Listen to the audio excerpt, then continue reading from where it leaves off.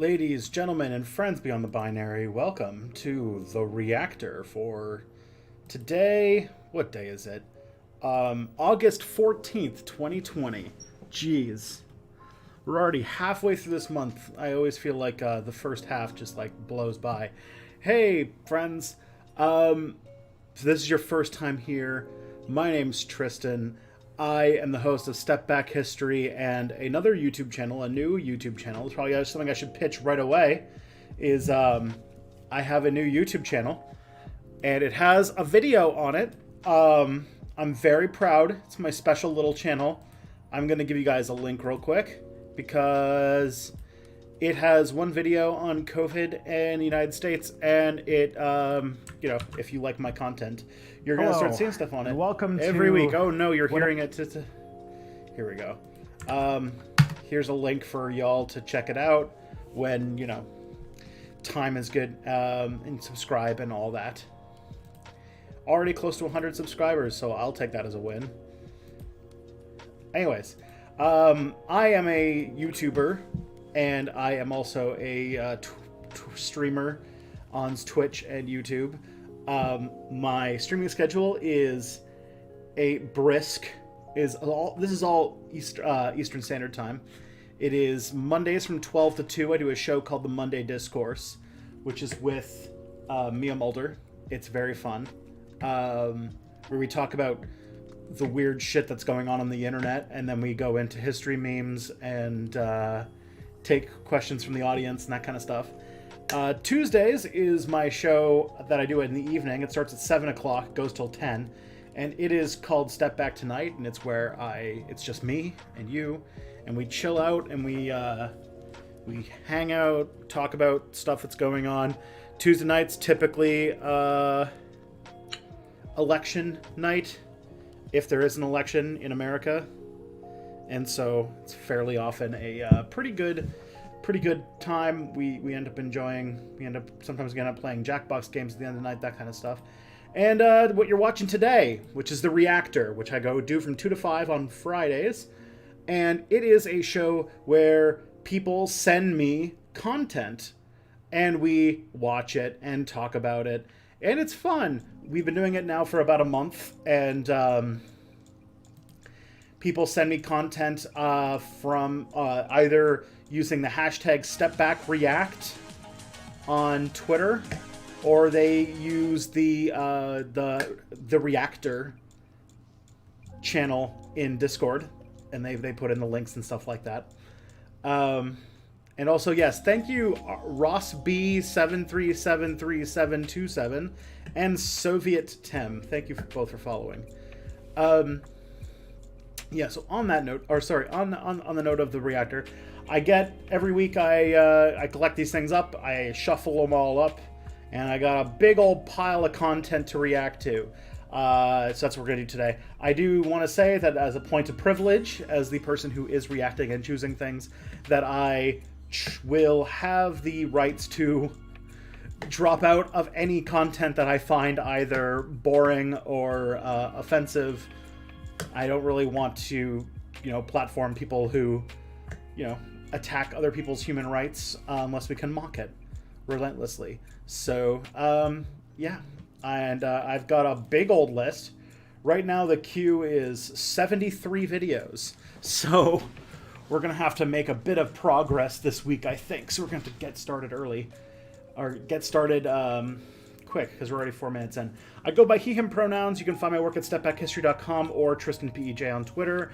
If you are on Twitch right now and you have Amazon Prime, just keep in mind that once per month you get a free Twitch Prime subscription, which helps an independent creator on Twitch with no extra cost to you. And if you don't spend it, Jeff Bezos gets to keep your money. So take free money away from Jeff Bezos and give it to an independent creator. And if you choose Step Back History, you are paying rent and feeding cats, and I will appreciate you.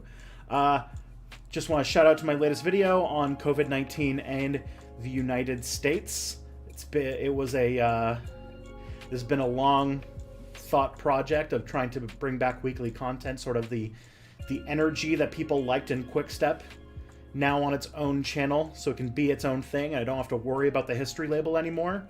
Not that it's not going to have history aspects to it, but just that Tristan can talk about anything he wants. And if you want to check that out, I already put a link in the chat, but I will do it again because I want lots of subscriber.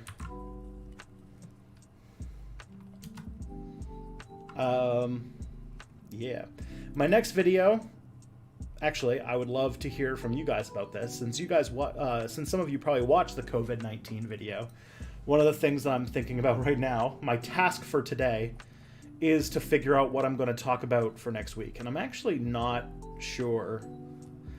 Part of me wants to talk about filter bubbles, but part of me thinks that that's not very, like, you know, relevant right now. So trying to think about what to do on my next video for the YouTube channel, which is the best title I've ever given to a YouTube channel, which is Tristan Won't Shut Up. So I got to think about what I'm going to not shut up about next week. I can see I'm already at 91 subscribers, so that's pretty good. All right. On that note, I should probably get into the content. So I'm going to just turn off Spotify real quick. And now it's just me. That's all you can hear. All you can hear is Tristan. So let's see what we've got on the big old list here. And also I can check out the chat. I always rush my afternoon walk to be on time for this, even though you're going to spend like the first 10 minutes introducing yourself to newcomers. Hey! It is what it is. Is it too late to post up to react to? There's an alternate history channel I'd love for you to talk about if it is problematic to say the least. I mean, the way that I do it, the way that I do this, maybe it's not the best way to do it. It is that I collect all the stuff, and if I don't get to it, it stays in the queue. But every week in the morning, I collect all the stuff that I'm going to react to and shuffle it up. So if you put it in, I will get to it, but I can make zero guarantees about when. I don't know if that's going to, I don't know if that's a good idea or not, but it was something that meant that, you know, I have a strong policy that I am increasingly finding myself strained against because as the stream gets more regular viewers, which is that I don't really like to leave anybody hanging. I don't want to like leave people behind. And if people want to show me something, if people want to help me with something, I don't want to like, you know, I don't want to forget about them, but also that, you know, time exists. So right now I put everything into a big bubble, a big list, and then I randomize it so that the chances of a new thing showing up and an old thing showing up are kind of the same. And, you know, as things become less relevant as time passes, then things will get filtered out, hopefully. Okay. So, on the note of content, I should probably start reacting to content, right? So let's see what's first. Okay, so first thing we got here is, not just bikes.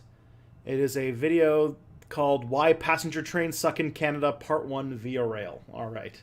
So we're going to learn about trains, friends. Who's ready to learn about trains? Do we have some train stands in the audience somewhere? I know that there are like train people, like, you know, do not eat type people who really are like fans of trains. I've never gotten that impulse, but for all the train stands, this is for you.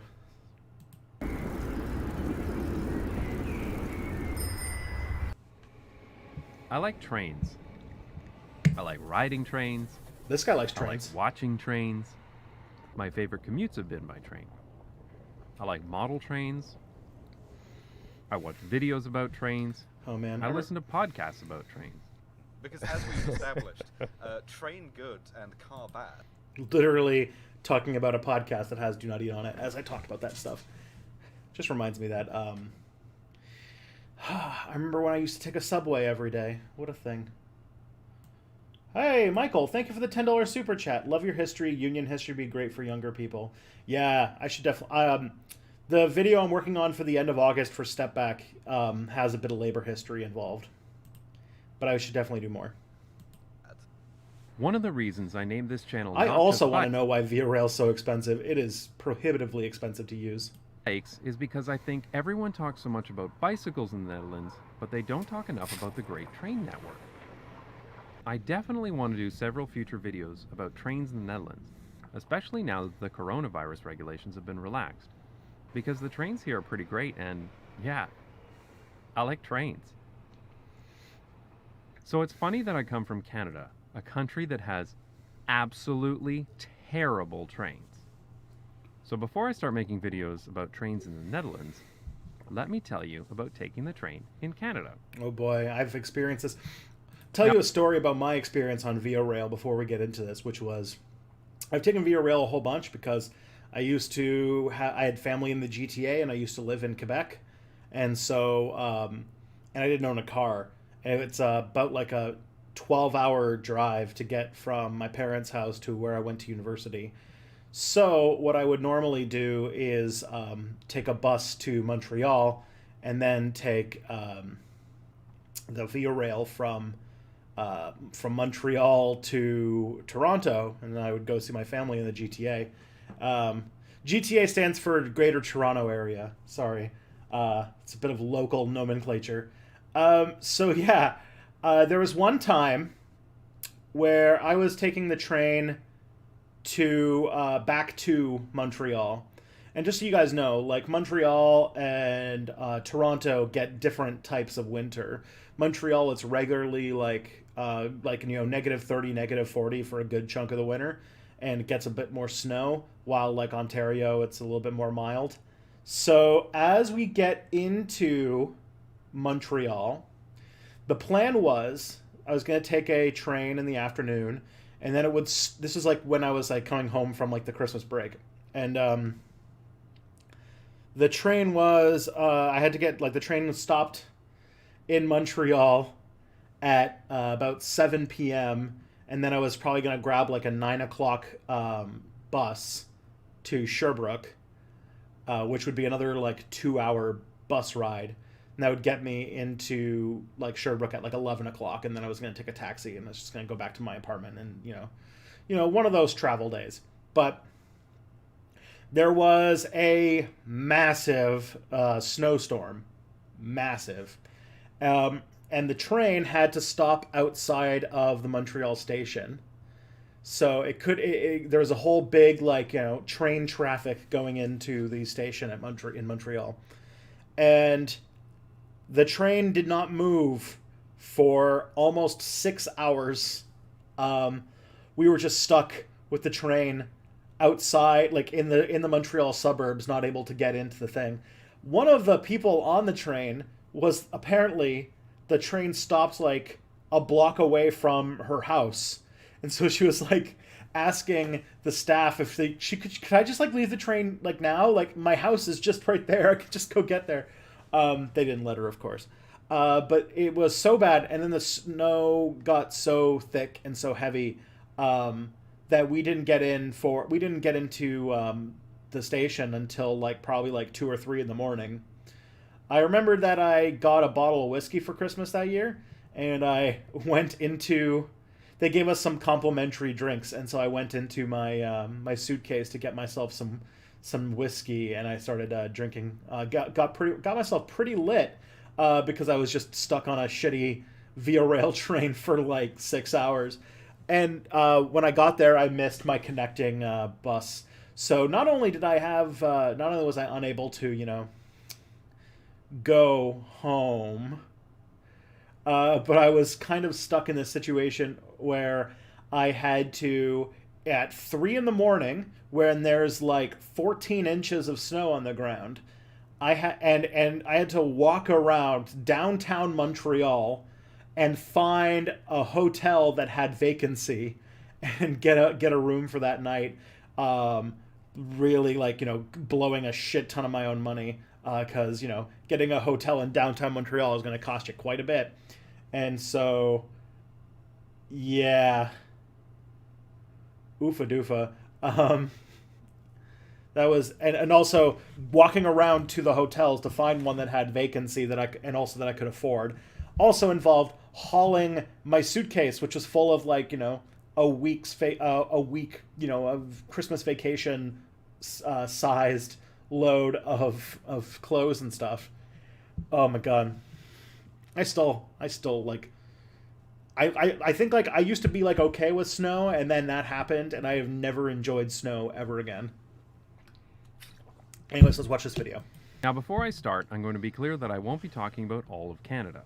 Although trains are terrible pretty much everywhere in Canada, I will be focusing on the area known as the Quebec City-Windsor Corridor. Yeah, this is what I took. Just referred to as the corridor. I'm doing this for two reasons. One is because it's the region I'm most familiar with, but two, because every time I mention transportation in Canada, some idiot comes along and says, it has to be that way because Canada is 80 bajillion square kilometers with a population density of 6, so trains could never work. Look, nobody is traveling from Iqaluit to Flin Flon, and most of Canada is totally empty. That doesn't change the fact that more than half the population of the whole country lives along. So I mean, Canada is not a real country. Most of this is just owned by the government and leased to resource extraction corporations. This little strip. So here's what it's like to travel by intercity train where I'm from, on the nationalized passenger railway, Via Rail. First, you're asked to get to the train station at least 30 minutes before departure of your train. That gives staff time to check your tickets and weigh your bags before getting on the train. Yeah, seriously, they weigh your damn bags for a train. Then you go up to the waiting area because I guess Canadians can't be trusted to wait in the platform like normal people. When your train arrives, everybody lines up to board and business class passengers board first. The only thing they're missing is security and a duty-free shop, and then Canada will have perfected the art of making domestic train travel just as painful as airplane travel while taking twice as long as driving. Yay!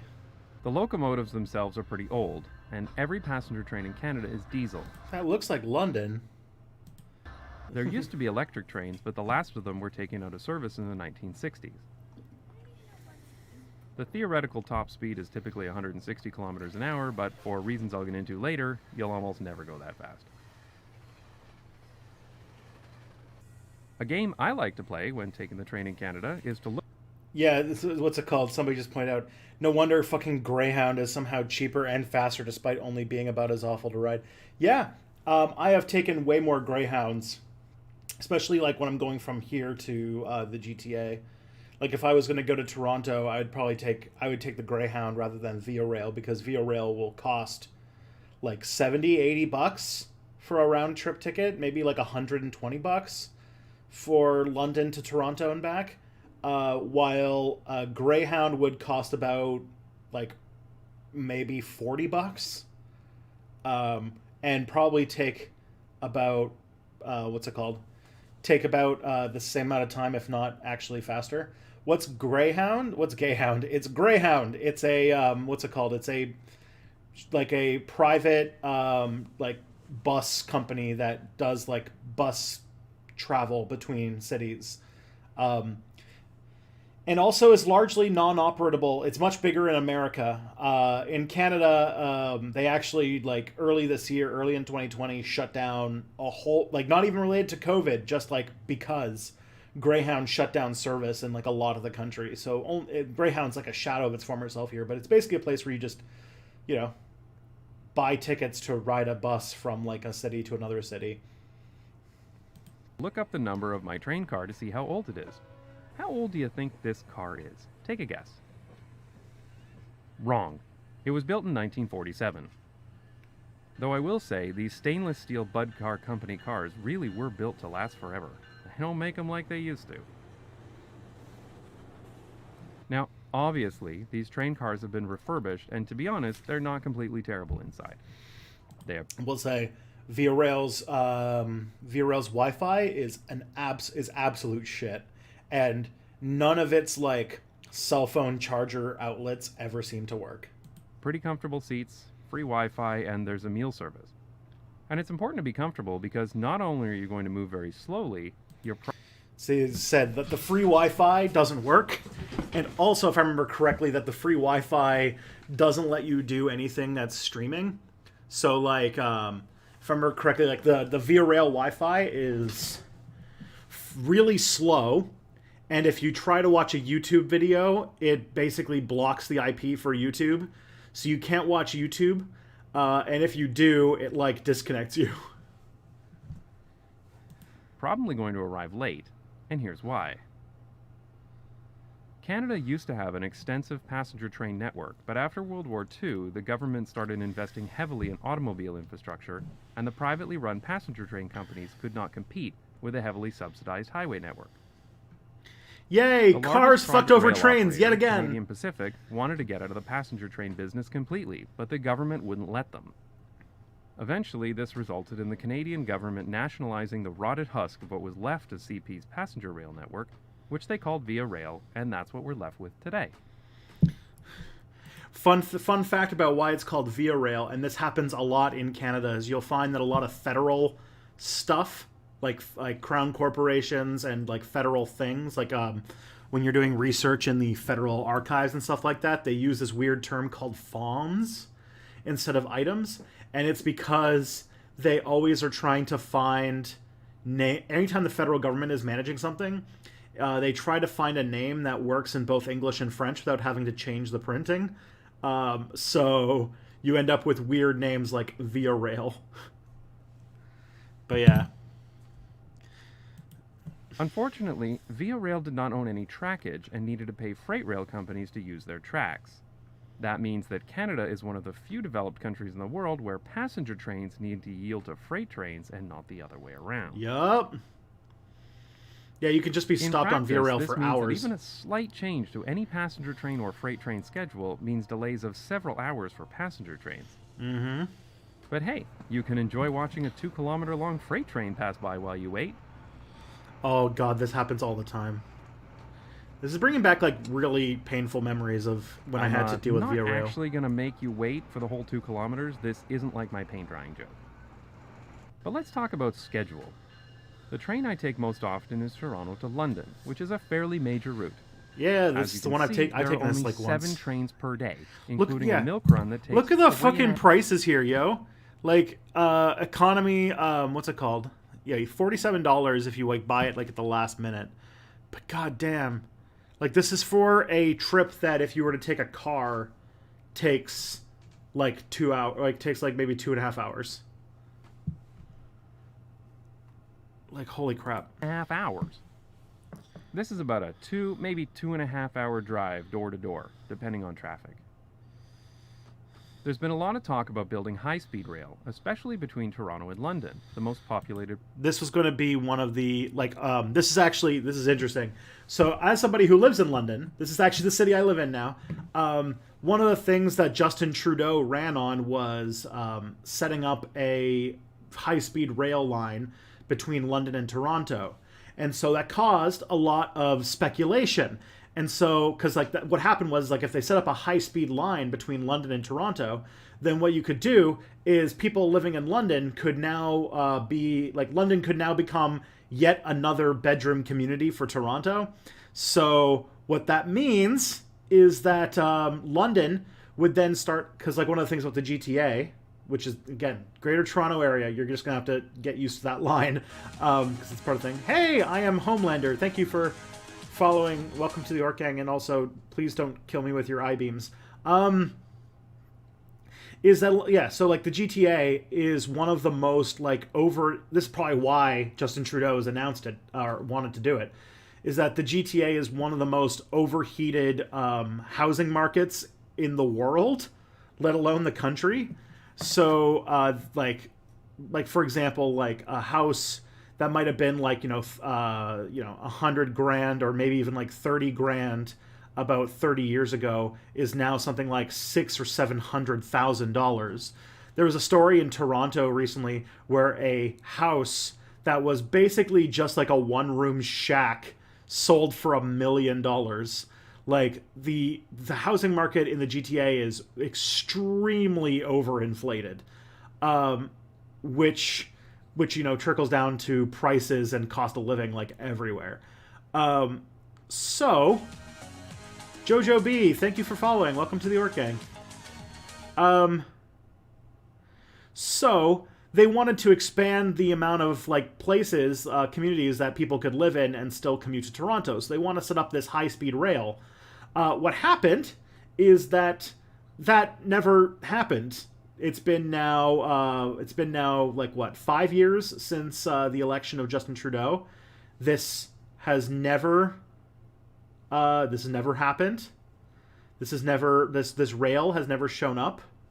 But what it did do is it led to a bunch of speculation happening in London, because London's like not a huge city. It only has about I'd say that the metro area of London is about, I'd say, like 400,000 people optimistically. The city itself probably only has about 100 or 300,000 people in it. And yet now, because of the possibility of this rail line, there are like giant Toronto-style condos starting to go up around the city. And I just saw a thing that showed that housing prices went up 20% this year so far in London. So houses are selling for a lot over asking price. So the inflation of house prices is already starting to happen here for a rail line that seems to just be like vaporware. It's so fucking weird. Sorry, this is like very, very local to my specific part of my country. But just another example about like how this is complete bullshit. The UK government keeps going back and forth about building a high-speed rail line for years. I know that my dad is against it because it's slated to go through his golf course. Oh no, not the golf course.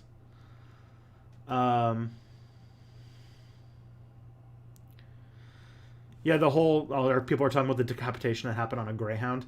That did happen. Yeah, that was the person who did it was very ill. Apparently, he had a very severe case of schizophrenia.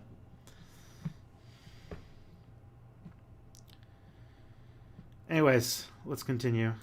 Part of the corridor. But these plans come and go depending on which political party is in power. But as nice as it would be to get from Toronto to London in just over an hour, many transportation experts believe that what is really necessary is more frequent trains, at least every 30 minutes. Because it's pretty hard to make any serious travel plans around 7 trains per day. I think I literally know this intersection in London. Though, regardless of whether the train runs faster or more often, there's another fundamental issue with taking the train in Canada. Oh god, this is another thing that pisses me off about London. Is that London has a railroad track that goes right through the city. And so very often, like, if you are just like, you know, walking somewhere, you might have to stop for like 20-30 minutes because a like freight rail, 2 kilometers of freight rail are just gonna like barrel through the middle of the city for a bit, which is just such a weird decision. Cities, when you do arrive at your destination, there's nowhere to go. Public transportation is nearly useless, and many Canadian downtowns are hollowed out from decades of neglect and car-centric policies. This is what you're greeted with when arriving in my hometown by train. God, I know this part empty of town. Buildings and surface parking lots. So if you're going to need a car to get to where you're going anyway, why bother taking the train at all? Yeah, of London's course, bus system is really bad, because and I'm a train-loving your only other masochist, option really is like but it's Uber. very clear that the typical Via Rail traveler is either a rail fan or a student.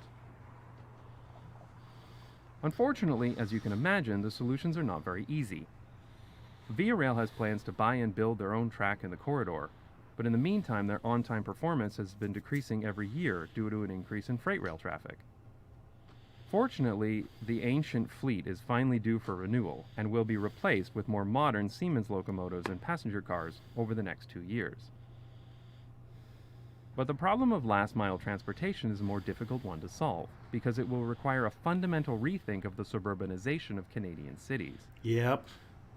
This may be inevitable due to financial issues that I'll talk about in future videos, but it's going to take a long time to repair the damage. And until then, unless you're going between those rare cities that have functional public transit, basically... Who made this like video that is like specifically about my experience in these 2 cities that I live in, or that I've lived in recently? There's hope yet for future trains that are not completely terrible, at least in the greater Toronto area, but I'll save that for part 2 of this video. For now, I'm just so thankful to live in a country with a functional train network.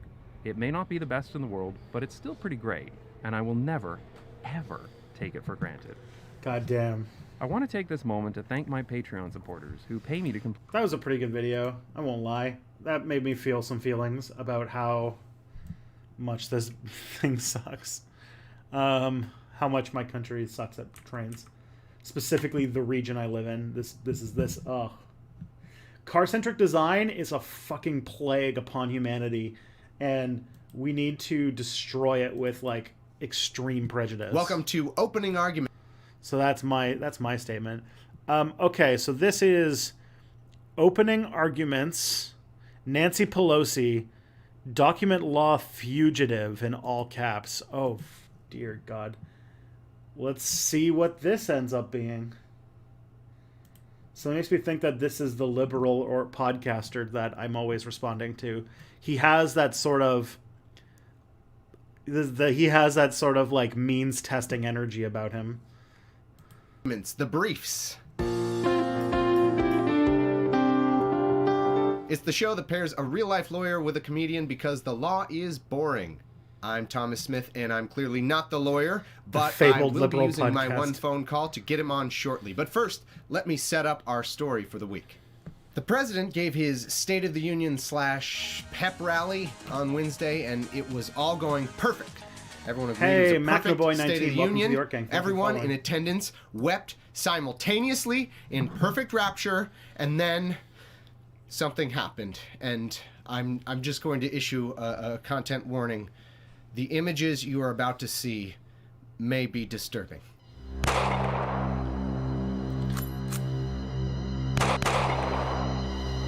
Sorry, she just tore the paper right in half. Oh boy. It never had a chance. She just tore it.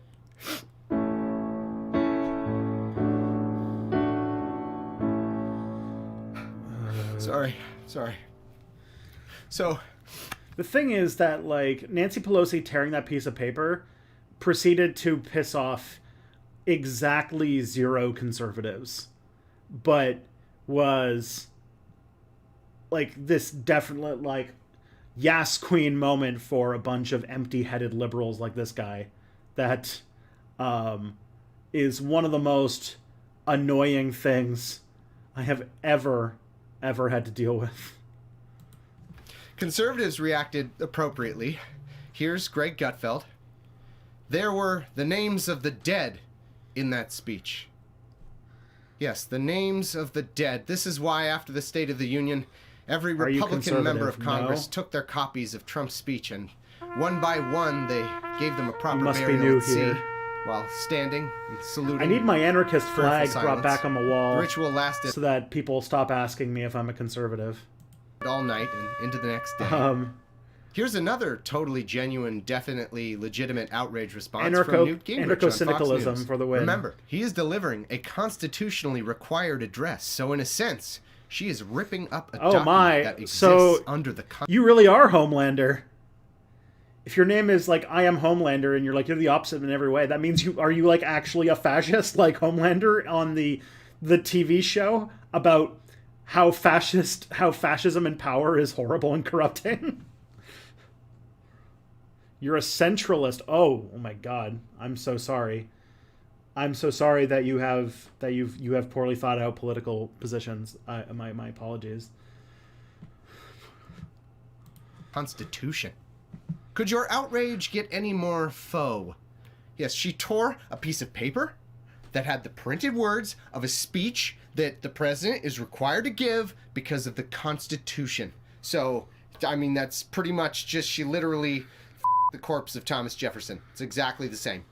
But this is what you have to do when the leader of your party and the highest office holder in the land is the most outrageous person ever elected. You pick little things the opposition does, and you dial them up not to 11, not even to 50, but to like 973. Okay, but another way to talk about this is what happens when, like, say, a centrist takes something that also was nothing and ramps it up to 973 and uses it as a way to talk about how they're standing up to the authorities and they're doing the resistance. Like, I have seen more references to Nancy Pelosi tearing up paper as like her way of standing up to encroaching fascism in America, while then turning around and voting for pretty much everything that Donald Trump has wanted. Like, I feel like tearing up a piece of paper is literally nothing but a performance. It's literal political theater. While it has, she has led a Democratic Party that has so far voted for many of the things that Trump wanted, voted to voting for massive increases to the military budget, and voting against any progressive attempts to affect the to help with the COVID crisis or anything like that. And by the way, Newt Gingrich wasn't even done that day either. He also wrote an op-ed with the following title, which was published in Newsweek. And I promise you, this is real. This is a real title I'm about to read you. The nastiness of Pelosi and Democrats will be their party's downfall. They're bringing drugs, they're bringing crime, they're rapists, and some, I assume, are good people. I did try and she was married. I call President Obama and Hillary Clinton the founders of ISIS. They're the founders. And when you're a star, they let you do it. You can do anything. Whatever you want. Grab him by the pussy. He was perhaps born in Kenya. You know, Oh my God. I'm actually feeling itchy by how constrained the Overton window is in the mind of this human. It's like kissing them. It's like a magnet. You just I don't even wait. He's not a war hero. He's a war hero. He's a war hero. 5.5 years. He's a war hero because he was captured. Nancy is the political theater queen a little bit. How could one even type that sentence? The thing is, she's not even really good at political theater. She just does these small, extremely empty gestures that, for some reason, 7 people on Twitter, latch onto. Unfortunately, all 7 of those people have a column and are paid 6 figures, so we have to keep hearing about it forever. But, isn't Nancy Pelosi the person who gave Trump the nickname of Mr. Mix thing? What was it? Mr. Always Makes a Mess or something like that? And it's for all of the horrible things about Trump, political theater is something that he's genuinely good at. He's good at turning things into media events. He's good at basically making these media moments that journalists have no choice but to pay attention to. And that's not just because he's president. It's also while he was running for president, he was really good at just saying the right things or making these sort of dramatic moments that the media had no choice but to cover, and covering him a very profitable thing to do. And so his popularity, just due to exposure, just got higher and higher and higher. It's the one thing that Donald Trump understands. And yeah, Nancy Pelosi less good at doing that. How does your computer not just reject?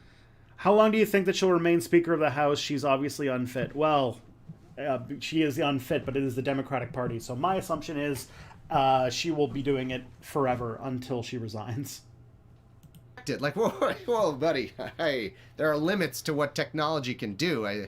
It's going to fry my logic board if I display that. Come on. And then you send it to Newsweek, and Newsweek says, yep. When are they going to replace her? I honestly don't think they ever would. I think that the Democrats will let her stay Speaker of the House, or in that sort of House Democratic leader position until she just decides to no longer do politics anymore, or she dies, whichever one comes first. Great stuff, Newt. Thanks for the piece. Oh my God, I'm just looking at the spines on this thing. So, all right, let's see. 1984, hardcover, of course, all the books are hardcover. I do like this is most definitely the bookshelf of somebody who wants everybody to know how smart they are. Let's see what we got here. 1984. Okay, we've got 3 Truths: History of the United States by Jill Lepore. Okay. Let's see. We've got Team of Rivals, one of the most centrist books about Lincoln's cabinet ever. Yeah, you got Stephen King, the ultimate dad in an airport book. Harry Potter, all 7 Harry Potters, of course. You can't, what's it called? You can't be a thinking centrist without having the Harry Potter series. I think this is the Lord of the Rings trilogy. I see, what's it called? The Hitchhiker's Guide to the Universe right here. And A Song of Ice and Fire. Okay, so his fantasy and science fiction. Fear and Fury, if I remember correctly, that's like one of the what's it called? Is that Fire and Fury? That's like one of the first like anti-Trump books from somebody who was in the inside that all of the centrists bought. I wonder if he has like a collection of all of the former Trump White House turned resistance leader with book people. Like if he's got the James Comey book somewhere and he's going to buy the, who's the new one? Michael Bolton now? Not Michael Bolton. Is it Michael Bolton?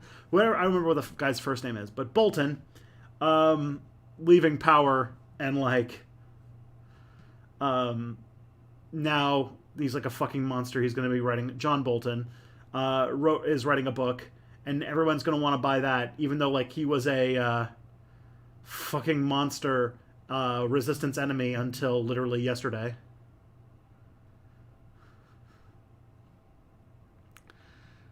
Who is that other guy too? Sean Spicer. Didn't Sean Spicer write a book? That was another guy that everybody like forgave the instant he left the White House. Oh man. Yeah. Real intellectual powerhouse here. We, the media, are absolutely ruining the country. Thanks again. Can't wait to act surprised when Trump is reelected. See you then. Oh, and of course, we'll print whatever you say uncritically at that time as well. Yep. Same time, same place. No. Take care. But this is a law show. So why are we talking about this? Well, I'll tell you why. Oh, he's got Moneyball. Of course he has Moneyball. Haha. Matt Gaetz, let me just bring... Moneyball, by the way, is a book about how a bunch of statisticians used being brain smart and being liberal and brain smart resulted in them winning baseball, and that if we all just listen to Nate Silver, we will solve all of America's problems. Bring up his official Congress photo there. And To Kill a Mockingbird I saw up there, too. Yeah, there's To Kill a Mockingbird right there. Whoops, sorry. Whoa, wrong photo. That was when he was arrested for driving, obviously drunk, refused a breathalyzer test, but then mysteriously wasn't ever... Oh, here we go. Here we get a little bit of a zoom in. Oh, man. This is brutal. This is painful. This is the bookshelf of somebody who really wants people to think that he's smart. Charged with a DUI, maybe because his state senator dad had something to do with it, almost like he's the embodiment of privilege. Yeah, sorry. Oh, yep. Here's the real photo. Yeah, it's still the embodiment of privilege, but whatever. Anyway, Matt Gaetz, who is allegedly, I would be very careful because... I always think, this is like me, you can always learn a lot about somebody from taking a look at their bookshelf. It's, it says a lot about who they become, right? When you're charging people with stuff... What's wrong with To Kill a Mockingbird? Nothing. Just like it's one of those books that everyone gets in high school. Like none of the books on this shelf are like interesting is the thing. Like there's no like no Kwame Ture, there's no like W.E.B. Du Bois, there's no like I'm trying to think of like any like theorist or in like any sort of like non like dead centrist like political writer or anything like that. You got to be very careful. He's allegedly a lawyer. He had this to say. Breaking. Sorry, I got breaking. You're not. This is not breaking news. You're not Walter Cronkite, you tool. You're doing this. You're just saying a thing that you're doing. This is not breaking. I'm gonna make a sandwich and play some Xbox. Shut up. Oh boy. Anyway, sorry. Very funny guy. I'm filing an ethics complaint against Speaker Pelosi for destroying Donald Trump's State of the Union speech. Her conduct was beneath the dignity of the House and a potential violation of the law. 18 U.S.C. 2071. Nobody is above the law. She must be held accountable. All right. Look, man, what would you know about who is and isn't above the law? Right? Sorry. Whoops. You're right. Sorry. I hear it. Now that I said it, I hear that was silly, of course.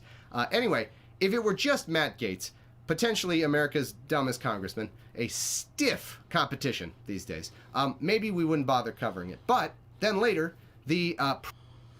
Ever feel like dropping your anarchist ways and helping peeps like me root out corruption to form a unified government? Dude.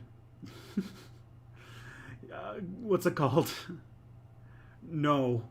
I'm not really into the idea of like, hey, well, the real problem, we've had like, what's it called? Centuries, millennia of learning that the problems of society is the fact that we just give a small amount of people outsized amount of power and the right to do violence upon people. And instead of saying, hey, let's like, stop, supporting organizations that give a small amount of people a huge amount of power. Instead, it's like, no, we just give the wrong people. Once we get the right people, once we give the right people the right to kill and do violence against people, then we've solved politics. President of the United States, if you haven't heard of him, that's Donald Trump.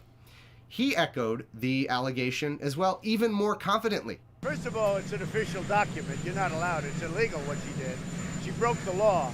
So since someone cited the U.S. code, that is like a bat signal for my... That's impossible, though, not have organizations. I didn't say no organizations, just giving monopoly over the use of force to a hierarchical singular figure seems problematic. Seems like it's really not the best way to organize society. We have many different ways to organize society than let's just have one monolithic organization led by, a small cabal of people who get to dictate terms to everyone else. If anything, an anarchist society would have way more organizations because you'd probably have, first of all, people would be working less. They would actually get more involved in shit. But, like, there would be committees and communes and decision-making authorities and bodies like that for everything because people would be managing themselves instead of having, like, a collection of the richest and most psychotic people in the world dictating what's going to happen in your town from the other side of the country. My friend, lawyer, and co-host Andrew Torres. So let's get him on the line to help break this down for us. So, Andrew, or do I call you Mr. Lawyer or Your Honor? Is it Your Honor? Andrew is fine. Just Andrew. Okay, just Andrew. Andrew, lawyer. What is the law that Pelosi has allegedly broken and is likely in jail right now, facing prison time for this? The law that she's alleged to have broken is 18 U.S.C. 2071, which prohibits the concealment, removal, or mutilation generally of government documents, and specifically subsection A.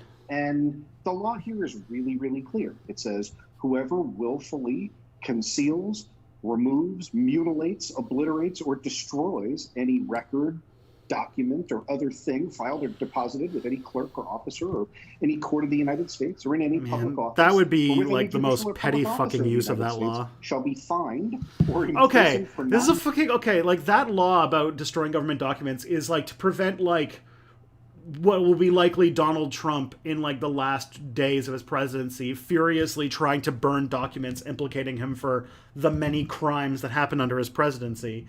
Not like tearing up a speech that literally like everybody in that room had a copy of. More than 3 years or both. Okay, I can't really parse all that legally. So tell you what, I've got an idea. I've got a bunch of documents here, and I printed them out, and I'm going to tell you what they are. I'm going to tear them up, and you tell me how much jail time I've racked up, all right? And warning to kids watching, this is real legal jeopardy I'm putting myself in. do not try this at home. Okay, so first up, the Magna Carta. You know that's not an American document, right? Yeah, I know. Okay, all right, hold on. Here, is that Alexandria Cortez the shirt? Gettysburg yeah, it is. Address. That's 0 years. I got 0 a Bernie years. shirt too, It's actually. too old or so. Okay. How about the Bill of Rights? 0 years. Still 0. The Smoot-Hawley Tariff Act of 1930? Still 0. I don't understand. Why am I? Oh why am I my still God. Because I'm white or something? Because all of those are not documents that are deposited with a clerk or officer of the court or part of the official record or the only remaining copy of a government document. Hold on. So you're telling me that a member of Congress and the President of the United States have completely falsely accused the Speaker of the House of breaking the law, and they're completely full of shit? Yes. Oh, well, man. You know, this is a success. We've learned over the years that this is a successful strategy. Did you know that? I don't want to give anybody any sort of shocks to the system. So, you know, control yourselves. But I think the Republican Party, Donald Trump and the Republican Party in general, have a predilection for not particularly caring about what's true. I know that the current ongoing liberal strategy is that if you can just convince Donald Trump that he's wrong or publicly state how he's a hypocrite, then the entire administration will just collapse like a fucking neutron star into a black hole that will collapse the entire Trump administration. I know they've been looking for just the right "how dare you, sir" to break it, but sometimes we think that they don't fucking care. Who would do that? Just go on TV and tell lies? Oh man, it's almost as if the truth doesn't matter. Be seeing this reported as, you know, by the way, the can I get some president feeds says in chat Pelosi broke the for law. our Experts friends disagree, showing up here? which is definitely right up there with some dude says climate change is fake, experts disagree, or this lady says vaccines kill your kids, but experts disagree. We've seen this kind of thing in the past, and it's just not the right way for the media to report the news, right? So I guess legal question, how f***ed are we? Pretty, right? Like, I get that sometimes the law is difficult to parse, and, you know, that's part of what we try and do.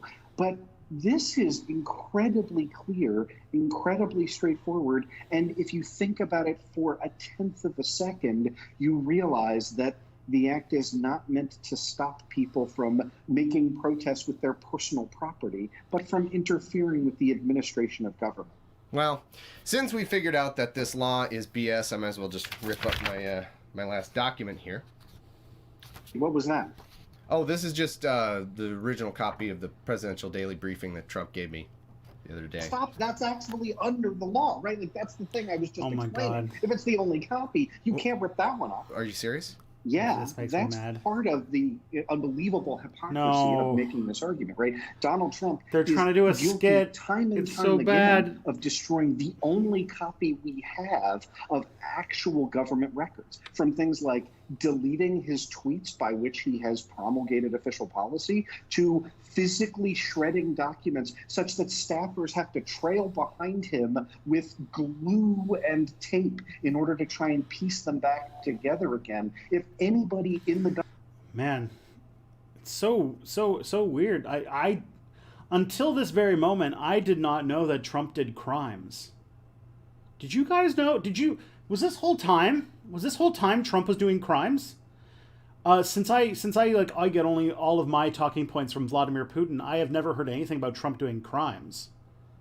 I don't remember at the official Bernie Bro, what's it called? The official Bernie Bro talking points meeting that Donald Trump does crimes. That never came up. government has violated 18 USC 2071. Exactly. Trump's not allowed to do crimes. According to the law, it's illegal to do crimes. So therefore, he didn't do them. He can't do them, right? 1A. It's Donald Trump. Can you just give me 1 sec? Can you give me a minute? Hold on.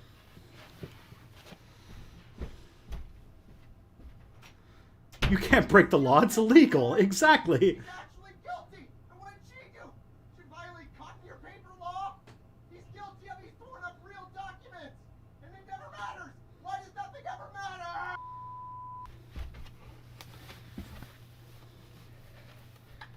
Sorry, I just had to wash my hands. Just to very calmly and. But one of the things that just comes up in this situation, because it was interesting, is that, and maybe this is what I should make my video about for next week, because actually I think it was pretty interesting and I want to read more about it. One of the things that happened is a bunch of people got together to literally game out different scenarios for the U.S. presidential election. Literally using like a D10 rolling system and everything like that to sort of like figure out what the outcome of the election. And like they did stuff where like they had some media people to literally like be like, all right, you're gonna play the media people, and like how would you react and how would your people react if this happened. And for like randomness, they literally used like D10 like RPG dice and stuff, and they gamed out one of the elections, or all different scenarios of the election. And the one thing that came to mind, or one of the things that came up, was that it's very likely Donald Trump's going to have to burn a bunch of documents, or will get caught burning a bunch of documents, which will result in Kelly's going for a walk. That will probably result in that might result in him getting arrested. Who knows? But I definitely want to read everything about what happened here. Maybe that's going to be my video. I feel like that'd be a good one. Everything about what? Did you know that a bunch of like staffers and politicians and media people got together and used a D10 role-playing system to actually like game out scenario-wise how different types of results of the election might play out? No. What? Yeah. Why would they do that? To see what's going to happen, like with Donald Trump and power and everything like that. Huh. And it's real bad. That just happened? It happened a few weeks ago. That might make an interesting video. Yep. Oh, Aaron Shadwick, thank you very much for the super chat. Thank you for the picture of a purple cat. I imagine Phoebe is to thank for that. Thank you, Phoebes. All right. Yeah. Might be an interesting thing. Donald Trump will try to burn his character sheet. There you go. I actually think that things like that, like role-playing scenario out, actually is a pretty smart idea for a lot of things. For those kinds of like complex mapping out situations. Maybe you should do it in the video. I don't know how I would do it, but we'll see. All right, let's keep looking at the legal podcast. Rationally recap. Not only has Pelosi definitely not broken this law, and the President of the United States has falsely accused her of doing so, he's been guilty of breaking this very same law? Yes. So why doesn't Trump ever face consequences for this kind of thing? Well, that's kind of a complicated question. And in fact, that's why you and I host the show Opening Arguments, which drops twice a week, which takes questions that are in the news that have a legal That was angle. stilted. Change the video? That sounds like a very good idea. Let's watch something fun. Let's see what's next. All right. So this is... okay, so this is Cynical Historian and 10 Soviet Myths. Okay. What did you miss? We complained about trains, Canadian trains, about how Via Rail is a crock of shit, especially in the Windsor corridor. And we watched a video that is possibly one of the most cringiest liberals who was trying to make people aware that Trump is bad and did crimes. And that's going to be the thing that tears down all of civilization, or that will tear down this entire Trump administration. So, yeah. Do I have any PragerU on air? I don't know. I just see a big list of URLs. I'll be honest. All right, 10 history myths.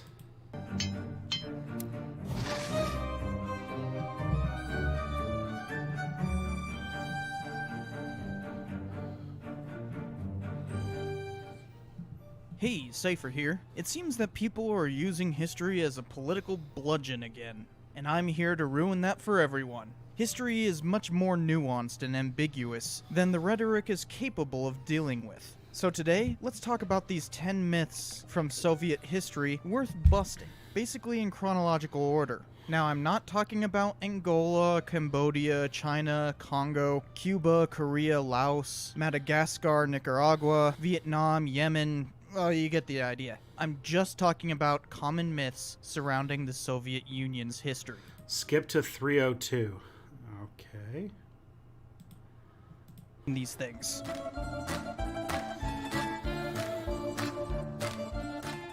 Leftists claiming communism has never been tried is basically a meme now. This comes from how they defined the word. The basic definition is a system in which goods are owned in common and are available to all as needed, or a theory advocating elimination of private property.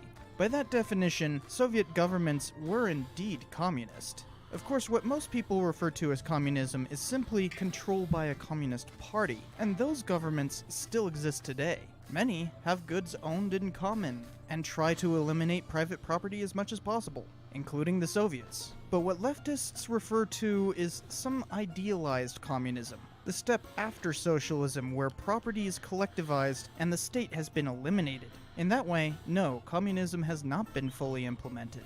No matter what hardcore Marxists say, this song is so heavy! But that is essentially moving the goalposts, akin to saying communism will only be tried once it works. Is a logical fallacy to discount all attempts.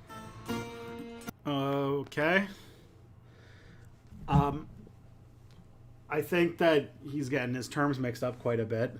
So basically he's like, by your definition of communism, one that sort of, goes very counter to a lot of the things that the Soviets did. That's not the real definition of socialism or of communism. The real definition of communism is me, cynical historian's definition of communism, which is that it's all bad. Like, it's like, wait, I'm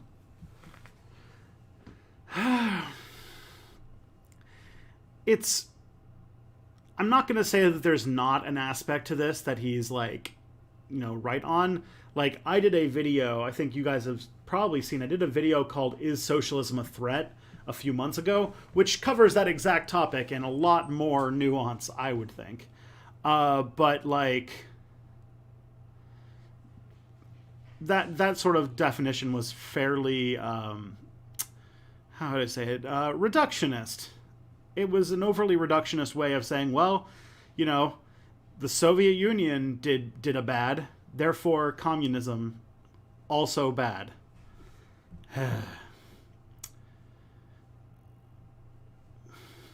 Cypher's Cypher's a friend of mine, and I respect him. He's a very good historian. He's a much better scholar than I am. But I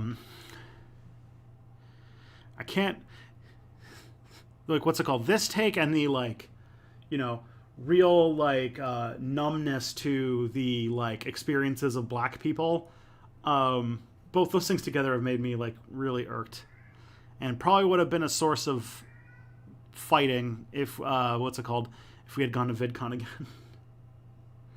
I will drown you in liberal takes. Oh, God. Please, no. All right. Is that all that I was supposed to see on this? Is the rest of this video any good? It's also very long, so maybe we should just go and move to the next thing, which is actually a tweet. So that should be fun. Okay. The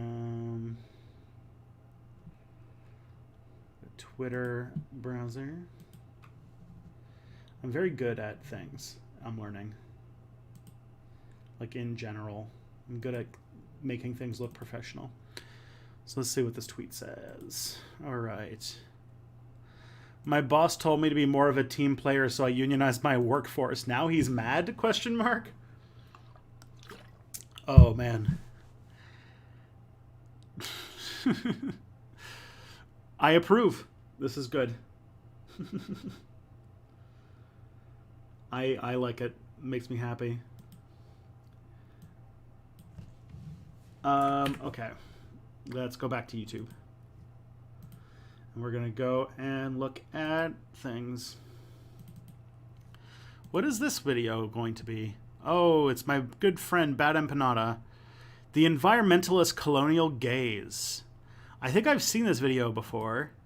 It's on how, like, wagging our finger at developing countries for their environmental policies is kind of hypocritical and not the approach we should be taking. But let's see where it goes. It's been a bit since I've seen it, because this video is like, what, from mid-July? I probably haven't watched it since the day it came out.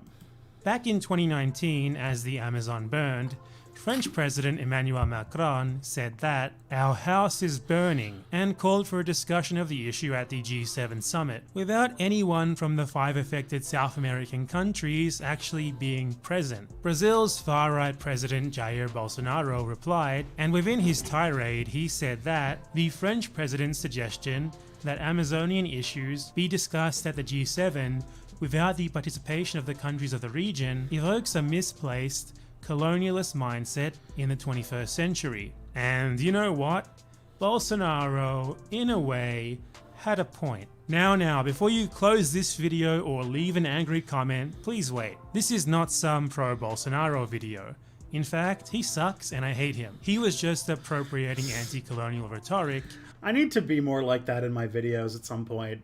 Like, everybody, like, I am so paranoid about, like, not wanting to push like me just being pissed off too much at the audience, at least in step back videos. Like in step back videos, I still try to have like an atmosphere where someone who disagrees with me doesn't feel completely alienated.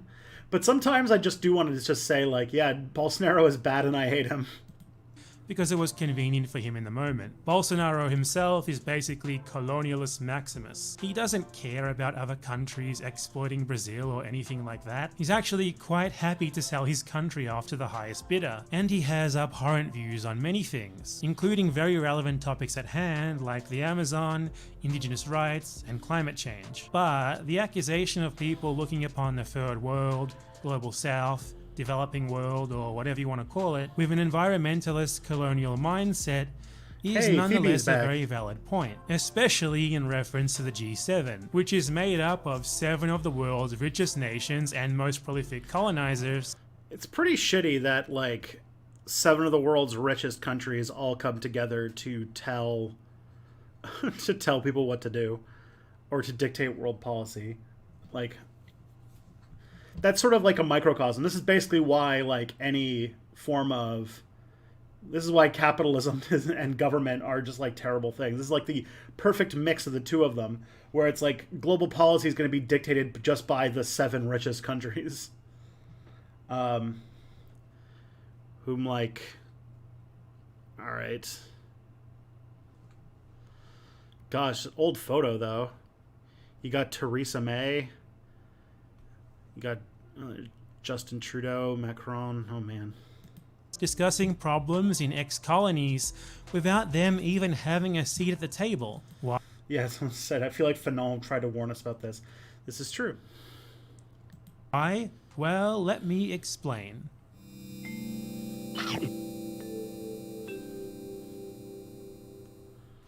On this map, the redder that a country is, the more carbon dioxide gas it has emitted since 1750. That start point is used because it is around the time of the beginning of the Industrial Revolution, when man-made emissions increased exponentially, and CO2 is used because it's by far the most emitted of all greenhouse gases. So this allows us to take a look at every country and gauge how much it has contributed towards man-made climate change. Let's take a look at the historical emissions of France first, since it's the country that Macron is president of. France has emitted 37.77 billion tons of CO2. When we normalize this for population, we see that France has emitted 563 tons of CO2 per person since 1750. Now, this is an imperfect measurement since we're comparing historical emissions to current population, but it nonetheless gives us a good enough indication. Brazil's historical emissions, on the other hand, total 14.19 billion tons. But accounting for Brazil's much higher population,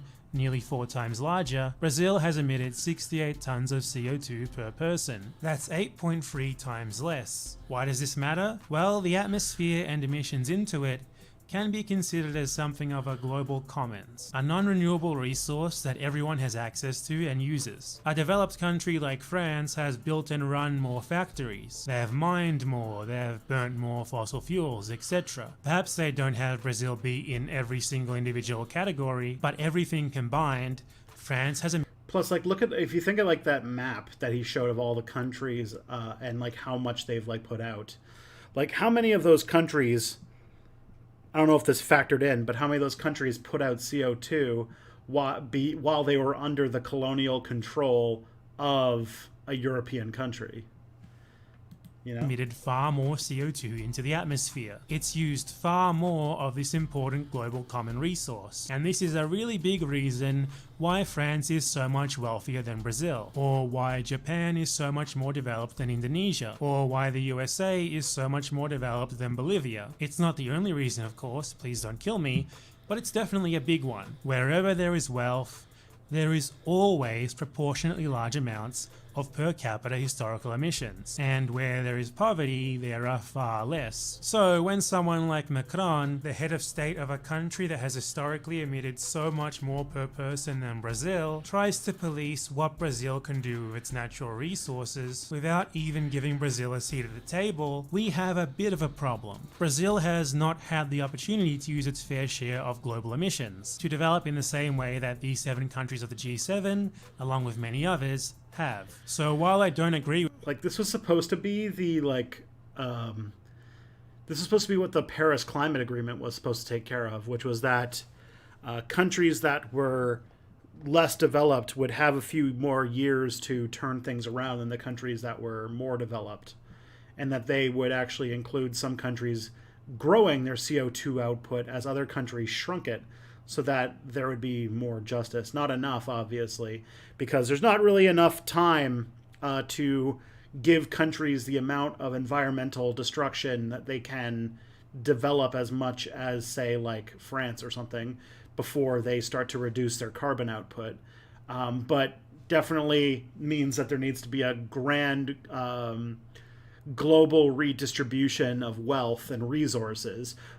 First of all, just as like reparations for the fact that a lot of the wealth of the West and industrialized countries comes from the colonial like history of extracting resources from the global South or developing nations, or, you know, whatever. Then there's also the fact that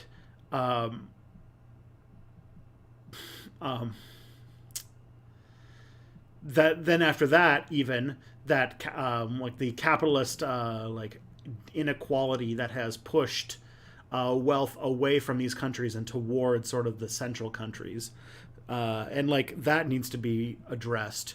Otherwise, addressing climate change is going to be way more punitive on countries that have the least amount of contribution to the overall problem.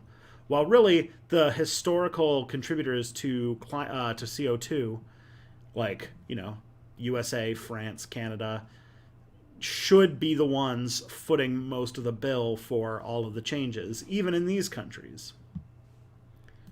With someone like Bolsonaro making use of this argument, I can absolutely understand where it comes from. Now, of course, Brazil doesn't need to massively increase land clearances in the Amazon to develop. Brazil can exploit other natural resources, it can build factories, or it can expand agriculture in other places, or whatever, without unsustainably clearing the most important forests on the planet and burning indigenous... I also think that on this note, that that Brazil should be getting like a lot of resources from the rest of the world if it's going to be the stewards of the Amazon.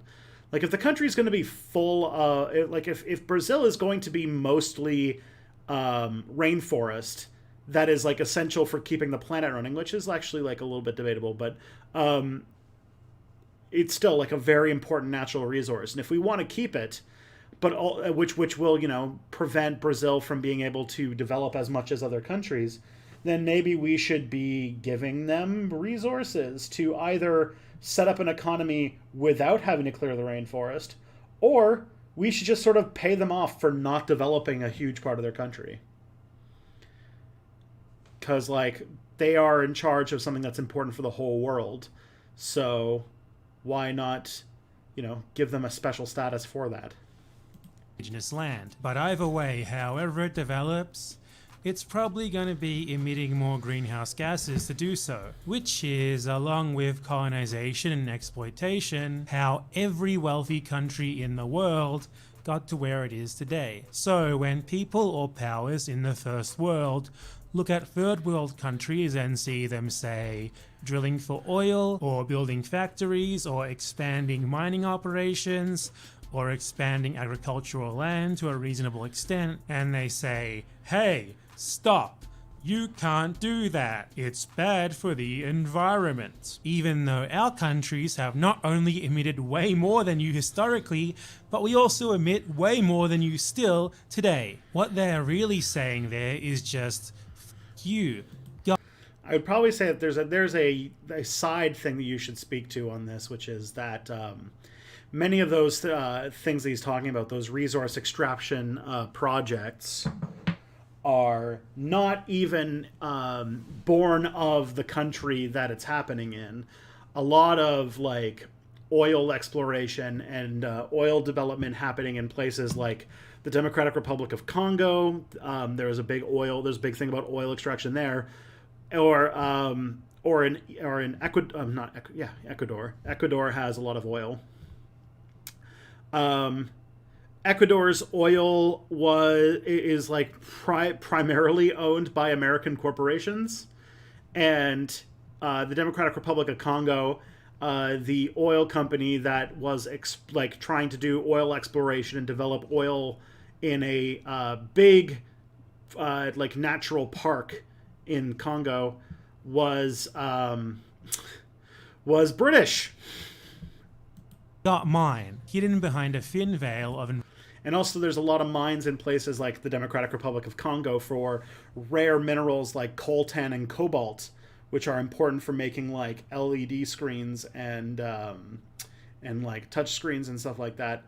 Also owned by massive mining corporations, mostly in Canada, but also, environmentalist rhetoric. You have to actually provide alternatives and work with these countries, rather than just demanding that they stop and leaving it at that. You can't simply leave people in poor countries to wallow in poverty while you try to police their use of the same global common resource that your country used to get rich. By doing so, you're effectively telling them, whether you mean it or not, that they're... Reparations for what? Reparations for the...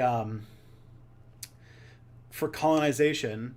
Like a lot of countries that are doing this sort of like are growing this way, are doing so because they're working from behind, because the last several centuries European countries have been unfairly and violently extracting their resources and killing tons of their people. Countries must endure the most... Like, for example, France is a very rich country. France is a very rich country because it had like a significant percentage of the population as colonies for centuries. And if you're going to like develop those parts of the world, you should probably take it out of France's hands, because France has an unfair amount of wealth that comes from the fact that they had this violent colonial system.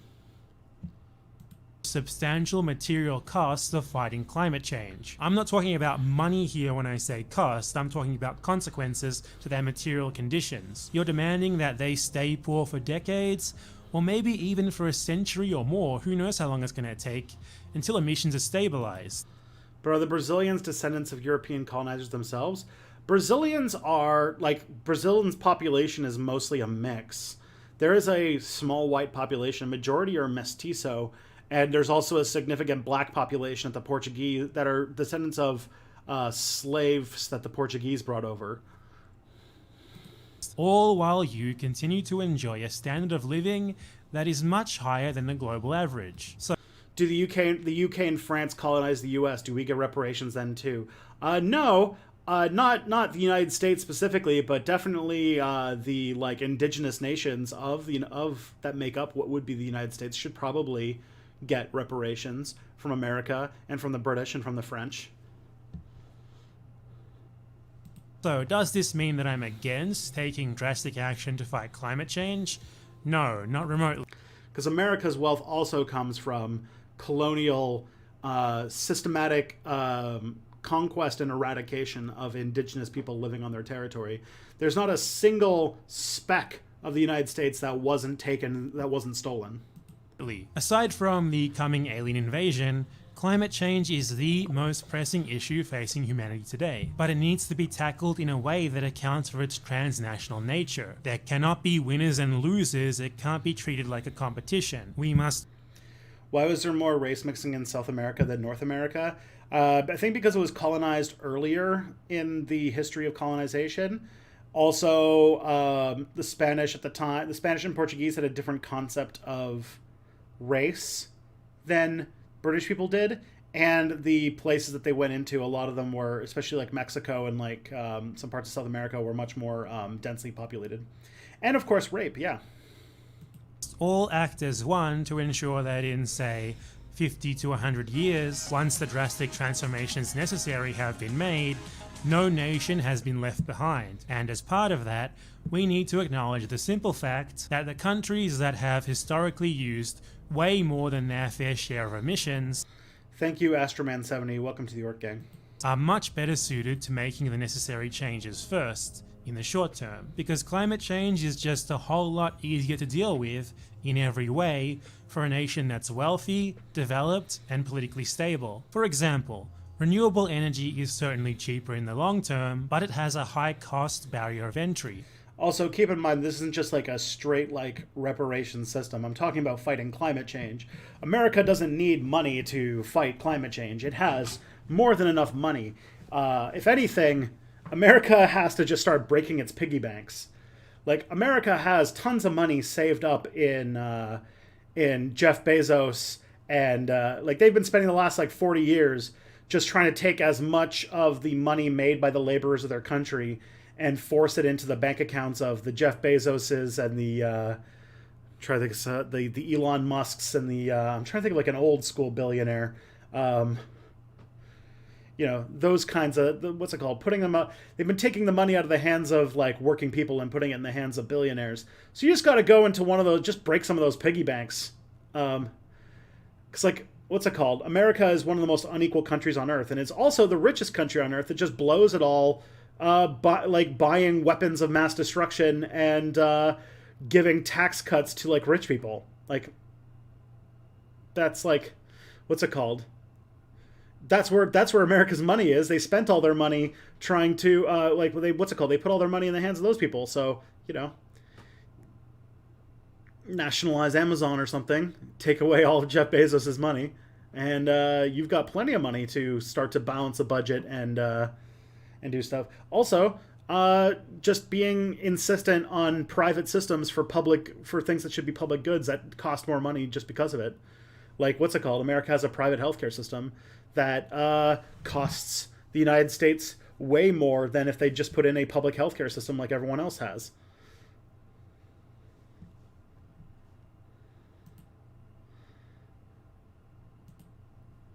So that's a way you could start.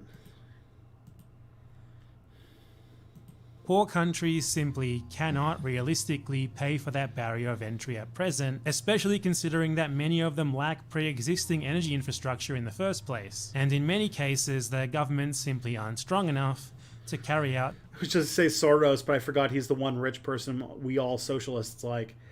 I didn't even know that George Soros was based out of the United States. I thought he was based out of I thought he was like Hungarian or something like that. And isn't most of the money that he makes off of manipulating currencies in Eastern Europe? I don't remember. But you know what? I would go for George Soros's money already too.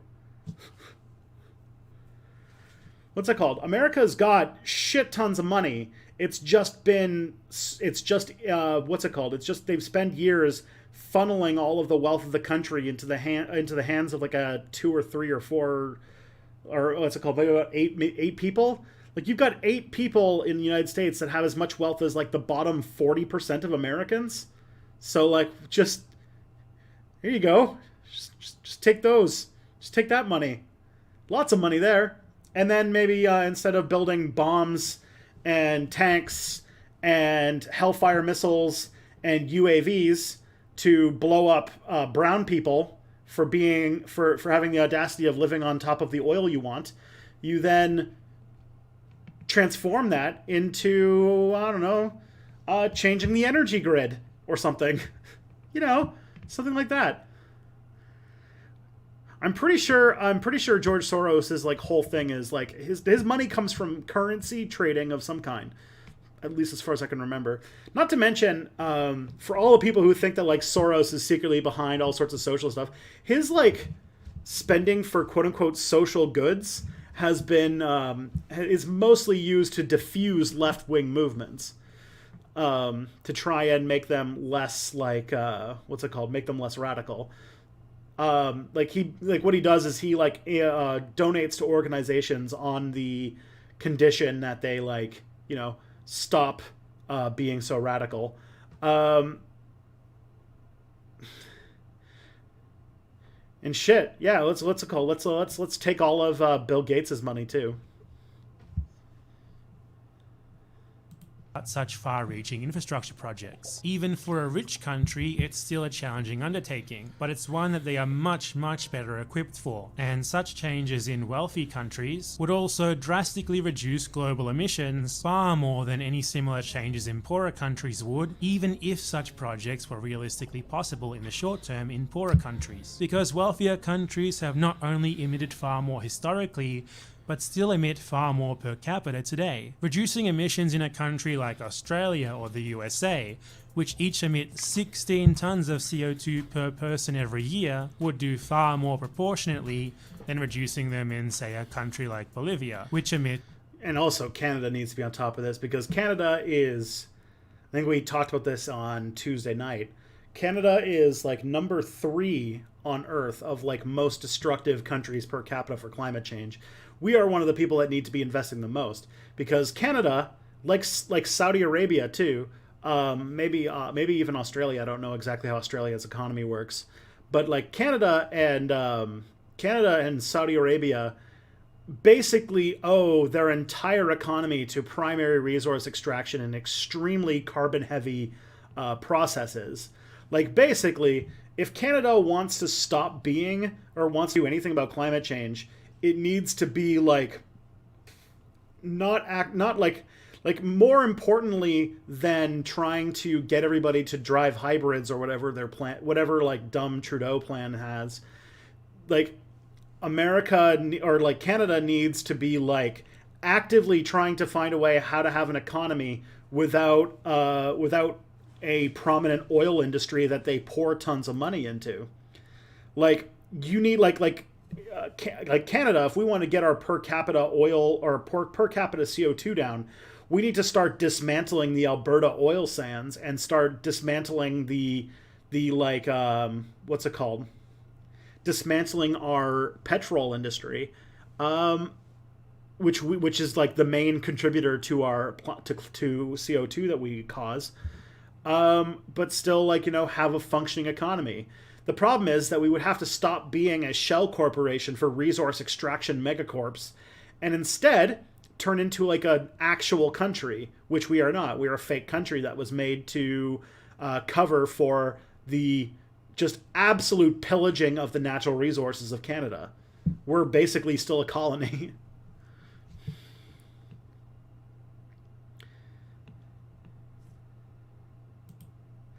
Like I said, we're probably going to have an election in Canada next year, my guess.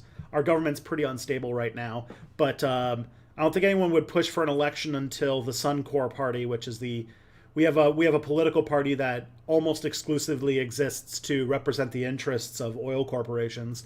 Until the oil right now the mining and lumber party is running the country, but the oil party is doing a leadership race. And I think they're trying to find out if they can do some sort of like Air Bud style like loophole and get like a barrel full of bitumen oil sand to run as the leader of the party. But once they have their party leader, then we can have an election next year. It's 2 tons per person per year. It's also much easier for rich nations to adapt to the effects of climate change that are already pretty much guaranteed to happen, and the effects that are already happening. Sea levels are going to keep rising. They gotta see if there's any law that's like, well, what's it called? There's no law that says we can't just have tar sands run as the leader of the Conservative Party, so why not just have literal tar sands run as the leader of the Conservative Party? Hello, Echo Baz. It's going great. And yeah, I did see that the Bloc Québécois was thinking about pushing for a vote of non-confidence this year. I don't know if they can do that without the Conservatives. I don't think they have the votes for it, though. And I don't think that the Green Party would get on board for their, 2 seats they have either. So, I don't know. The Bloc Québécois and the NDP, I don't think have enough seats to push through a vote of non-confidence, and they would need some Conservative votes. And the Conservatives won't vote for that until they've chosen a new leader. What makes the NDP? The NDP is like one of the few parties that's just like, what if we didn't do that? What if we became a country instead of? What if we the NDP and the Greens and the Bloc Québécois are representing the unfortunate few the citizens that have a very small say in the comings and goings of what happens in the American economy or the Canadian economy. For quite a while, for example. It's sadly inevitable that some cities are just going to be enveloped by the sea. Yeah, it used to be farmers, yeah. Much higher risk of coastal flooding. A rich nation can much more easily do... Now, literally nobody stands for the farmers. Nobody at all. All of the farmland, all of our bread basket in the plains and stuff like that is all just being converted into oil and mining. So, what's it called? What's it called? Saskatchewan is basically now a potash mine that's going to be developing its own tar sands in the near future. And on top of that is now basically the entire province's economy, or its old economy, the wheat economy, is run by a what is it, an Australian megacorp? Oh, no, I think it's an Australian megacorporation that that basically just now gets all of the wheat money from Saskatchewan. What is potash? It's a mineral. I know because I have a lot of family that lives in Saskatchewan, so I've learned a little bit about it. It's a mineral that is used in the making of fertilizer. That's its big thing. Things to combat this, such as by building seawalls. And if evacuation and resettlement becomes necessary, that's much easier to do for a richer population with a richer government that is more capable of helping them. In a poorer country, well, that city's pretty much just gonna be underwater, and the people who live there are gonna have to evacuate in advance, a cost which they're far less likely of being able to bear. Same goes for practically every possible effect of climate change. They all affect poorer countries. To people who realize they could just sell their homes to Aquaman and move. Exactly. I'm wondering what's going to happen to our Constitution, our Bill of Rights, that we all have fought so hard against England to be free. Soon, probably if this election is in any way close, if the election is anything but a huge blowout for Joe Biden, from what that simulation showed, essentially, the Bill of Rights and the Constitution of America, you're going to learn very quickly that they are worth about as much as the paper they're printed on. that all of it is artifice, all of it is pieces of paper, and that as what's it called, as to kind of speak in the legal podcast guy's language, as Cersei Lannister would say, power is power. Power is power. And what's it called? Pieces of paper about how good civil rights are nothing against, people with guns. Think about, say, the bushfires in Australia in late 2019 and early 2020. Australia really struggled to tackle them, even though it's a rich nation with an abundance of wealth and equipment at its disposal. Now, think about the fires in... See, nobody cares about farmers anymore because there are very few farmers left. Most places, if you go where there used to be primary farmers, they're almost all run by old people because their kids don't want to go into the industry anymore because it's basically a ticket to lifelong poverty. So many farmers don't really have a long-term solution. And when those family farms go under, they sell the land to like Monsanto or like another huge agricultural megacorp that then just has these huge corporate farms that they run instead. And I don't imagine we're too long from basically the way the economy is going, the neoliberal economy, everything's getting focused in smaller and smaller organizations. I think I said this in the Monday stream, that the way that big agricultural corporations have taken over farmland, we are essentially everything that the Soviets wanted to do with collectivization is happening. Collectivized farming, the what's it called, the liquidating of independent farms and turning them into big collective farms has already happened. The what's it called, collectivization of the American economy or the global economy has already happened with Amazon and Walmart and stuff like that. So really, the world is just turning into socialism, but socialism where a handful of people at the top are the ones who make all the money. If you were to actually we're getting to the point where we're not too far away where you could just if the government just decided that they're just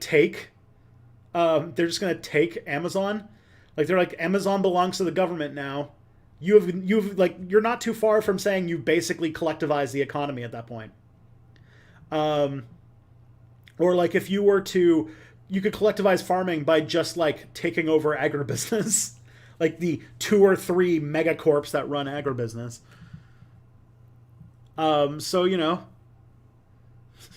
Corporatism. No, this is just capitalism. This is just it's capitalism's hyper efficiency, because capitalism tends towards monopolies, and what we're learning. There's a really great book that I'm probably going to make a video about on Tristan Won't Shut Up, which is going to be about the People's Republic of Walmart, and corporations have learned that free markets don't work.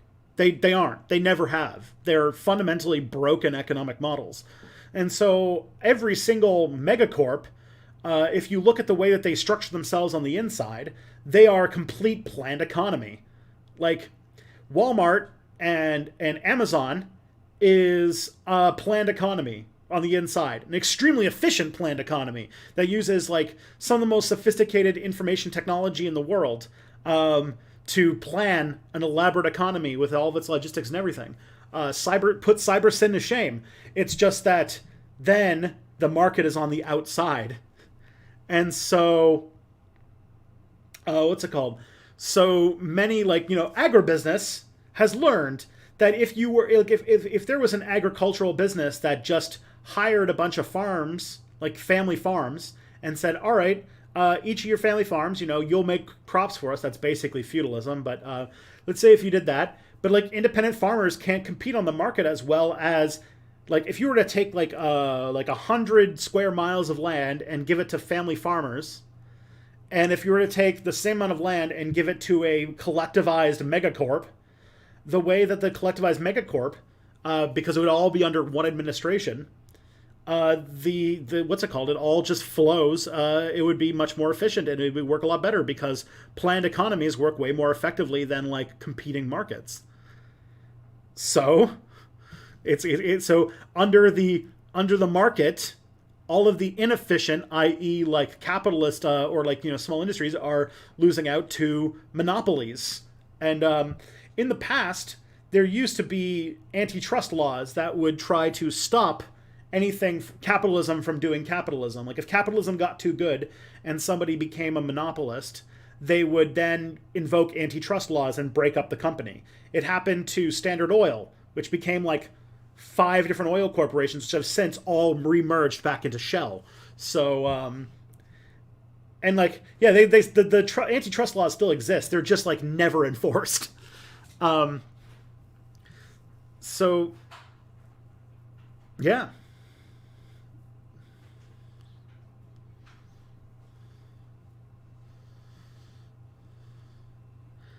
Who actually live and work on these mega farms? Is it like pseudo serfdom? Kind of is. It in the United States, like a lot of it is very, very poorly paid labor. On a lot of the agribusiness farms in the United States, it's a primary driver of hiring undocumented workers. So it's a lot of people who are working below minimum wage with absolutely no workers' rights, no safety regulations, anything. So in that way, it is sort of like it is peasantry. And in like Canada, we also use a lot of migrant workers, people who come here for set terms to work on the farms, because they can be paid below minimum wage. And it's dangerous, and it's hard. It's extremely hard work that they literally can't get white people to do, and it can be dangerous, and it's nasty. And it's a huge part of the COVID problem in Ontario. Yeah, it's why like every time the economy is reopening, it's like we're gonna reopen everything except for Toronto and Windsor. Like,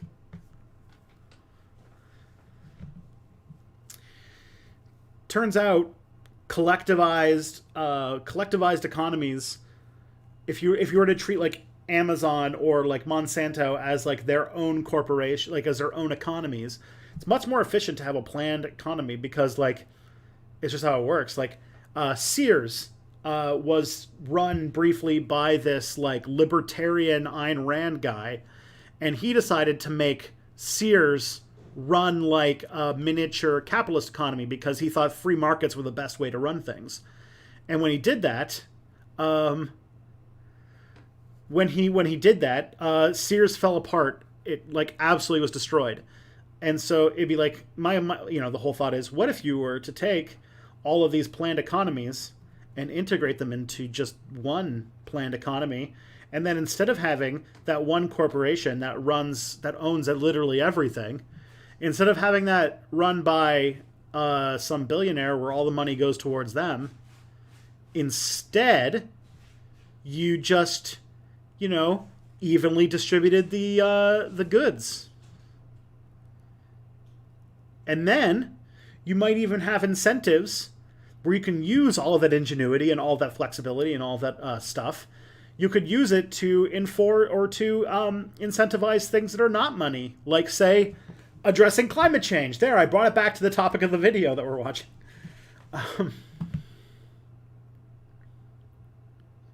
2019 in Bolivia, Brazil, Colombia, Peru, and Paraguay, even ignoring debates about the quality of their responses. Imagine how much... But there is an upside to the fact that if capitalism keeps going the way it is, we'll have fewer and fewer businesses. Like, all of the painful parts of collectivization that the Soviets had to do, that won't be necessary. So at some point in, like, the not too distant future, there's going to be like 4 corporations, and then we can just, take those ones over, and all of a sudden we've got the entire economy under a planned model. It'll be great. Much more difficult it is just by default for them to deal with the same, as they simply heavily lack the wealth and resources to invest in those same areas. Considering all of that, even though I think that Bolsonaro's response to the fires... I'm going to say too, one of the things that made me want to start a second channel had to do with me wanting to make a video about the People's Republic of Walmart and realizing that it would just not work. Like, it would just not work on Step Back. Was terrible, and that his climate denialism facilitates them, I can somewhat understand his reaction to Macron's statements. And I can, without those caveats, understand the reaction of someone like Bolivia's president, Evo Morales, because what he said when the G7 nations pledged a measly $20 million to help fight the fires is grounded in the exact same understanding of the historical and present-day emissions of wealthy countries that I've outlined in this video. Morales said, "I welcome this small, tiny assistance from the G7 of $20 million. This is not help. Rather, this is part of a shared responsibility. All people share this obligation. The most industrialized countries should help more, and not only when there's fires." Parts of the international media, along with some supposed climate activists, treated this like it was some sort of irrational, offensive statement. But he was right. He was incredibly right. Spot on, in fact. Everything that he said there, regardless of whatever you may think of him outside of that one statement, is simply true. And none of this is controversial at all. Or at least it shouldn't be, because the recommendations of the UN's Intergovernmental Panel on Climate Change are the basis for pretty much everything that I've said in this video. All that I'm doing here is just paraphrasing and simplifying the opinions of the world's foremost organization that synthesizes research on climate change and recommends action to combat it. And their work is also the basis for the solutions that I'm about to summarize. Rich nations, as we've established, are not only far more responsible for climate change, but also have much more wealth and resources as a result. Thus, rich nations need to make use of their privileged position and take the initiative. Yeah, the whole thing about privatizing the economy, just sort of like that's the discussion going on in the chat right now, is that like what's happened is that the more and more privatized the like something is, like in what's it called, like say like the state, right? The state has certain parts of the economy or certain parts of the functioning of the world are run by the state, and those are the things that you theoretically have some say over, right? That you can vote once every 4 years to influence who gets to decide what the policy is on those things. But on like almost everything about the economy that like really matters, like, you know, how goods and services are made and extracted and distributed and all that kind of stuff, is privatized and is owned by other firms that are not the government, and those firms are essentially dictatorships. And really, like what, like you just like bringing democracy to Amazon, like Amazon is a multinational organization that probably has more like sizable amount of power and sway over the everyday life of people in the planet Earth, and nobody has any say except for like fucking supervillain Jeff Bezos about anything to do with it. By being the first to transition to renewable energy. This alone would already eliminate the vast majority of global emissions. Poorer nations also need to develop meanwhile. Not like full rapid industrialization or anything, rather just as much as they can in like a decade or two, proportionate to their current level of development. And that can be a whole lot. In just 10 years, for example, Bolivia tripled its GDP per capita, mostly through resource extraction and industrialization done in ways that ensured that most of the profit remained in the country rather than flowing out of it. This needs to happen even aside from just concerns about fairness, because, well, as poor countries are now, they simply can't afford to rapidly transition to renewable energy sources, to more sustainable methods of development, or to adapt to the current and future effects of climate change that will devastate their countries. Even just 10 years of growth will go a long way towards helping with that, while barely affecting global emissions. By enabling these nations to build up the wealth,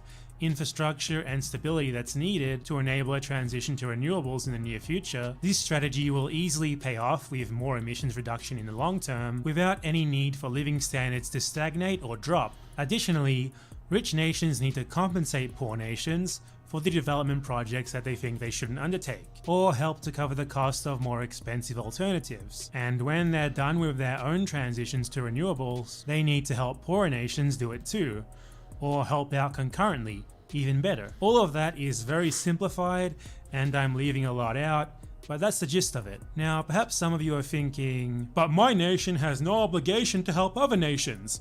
This sucks. I'm not helping anyone. And that's great and all, but with that attitude, how exactly do you expect to get poorer nations on board with tackling this massive existential threat to everyone's survival? And you're a part of everyone, by the way. Helping them is not simply fair and just, it's not simply humanitarian, it's also practical. Just like on the list of things about privatization and such, that's why, what's it called?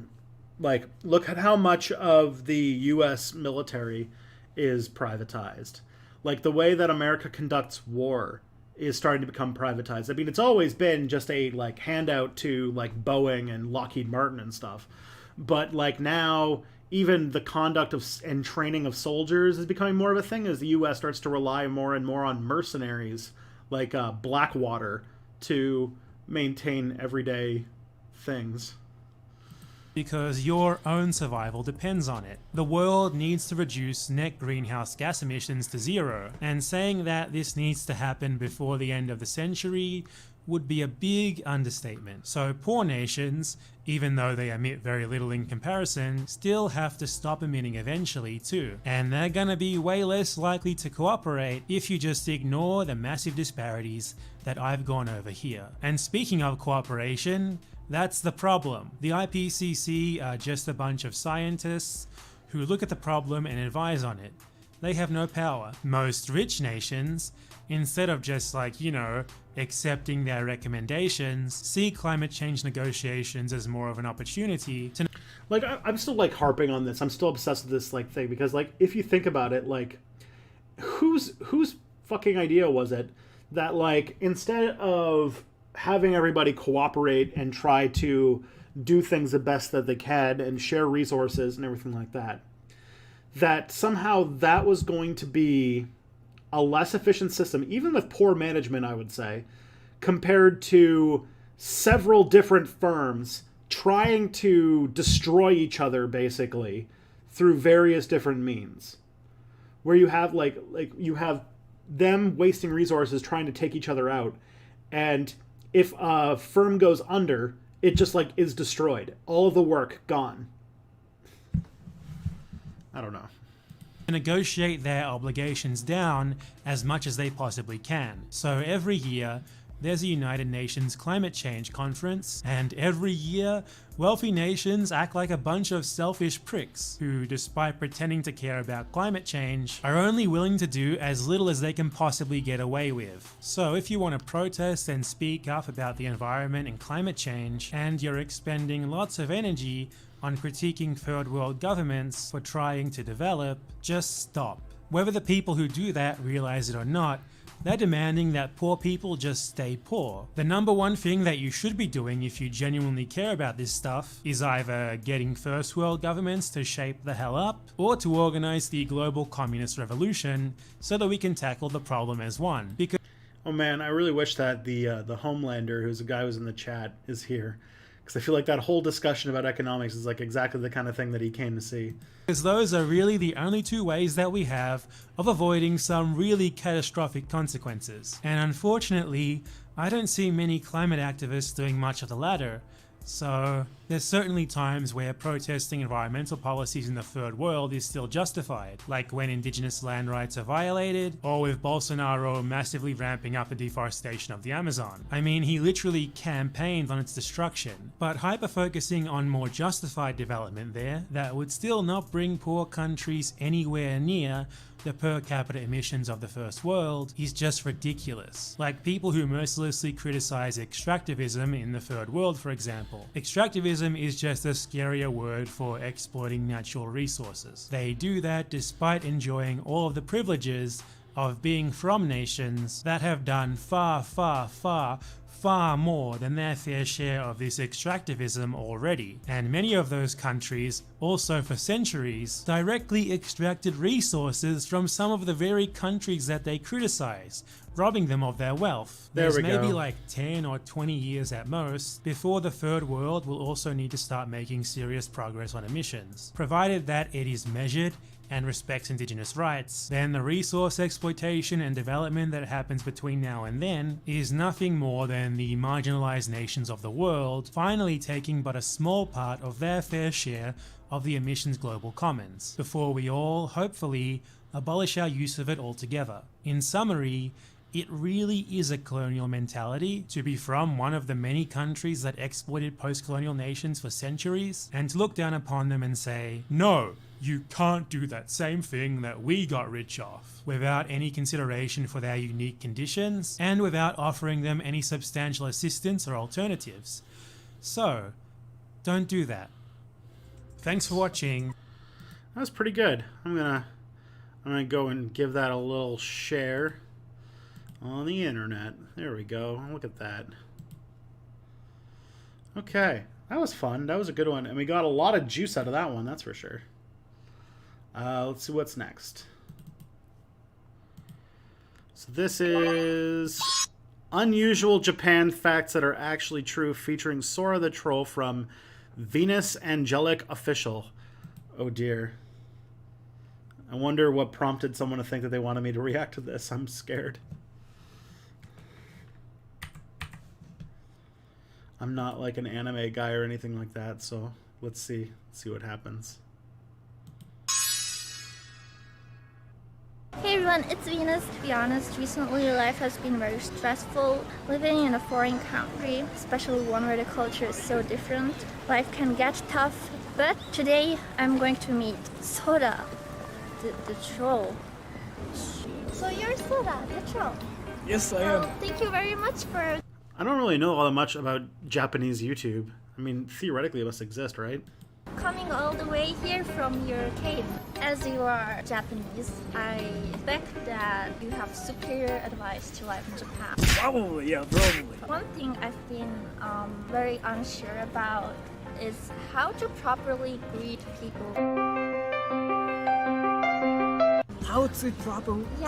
Especially in foreign countries, you don't exactly bow. Do you know what kind of things we say when we greet in Japanese? Hajimemashite. Hajimemashite is like for non-Japanese people. So if you read any textbooks, I think they teach you that Hajimemashite. What we actually say is not that. We say Pantsumisete. Do you know what that means? It's hello, nice to meet you. It's just more casual. Pantsumisete.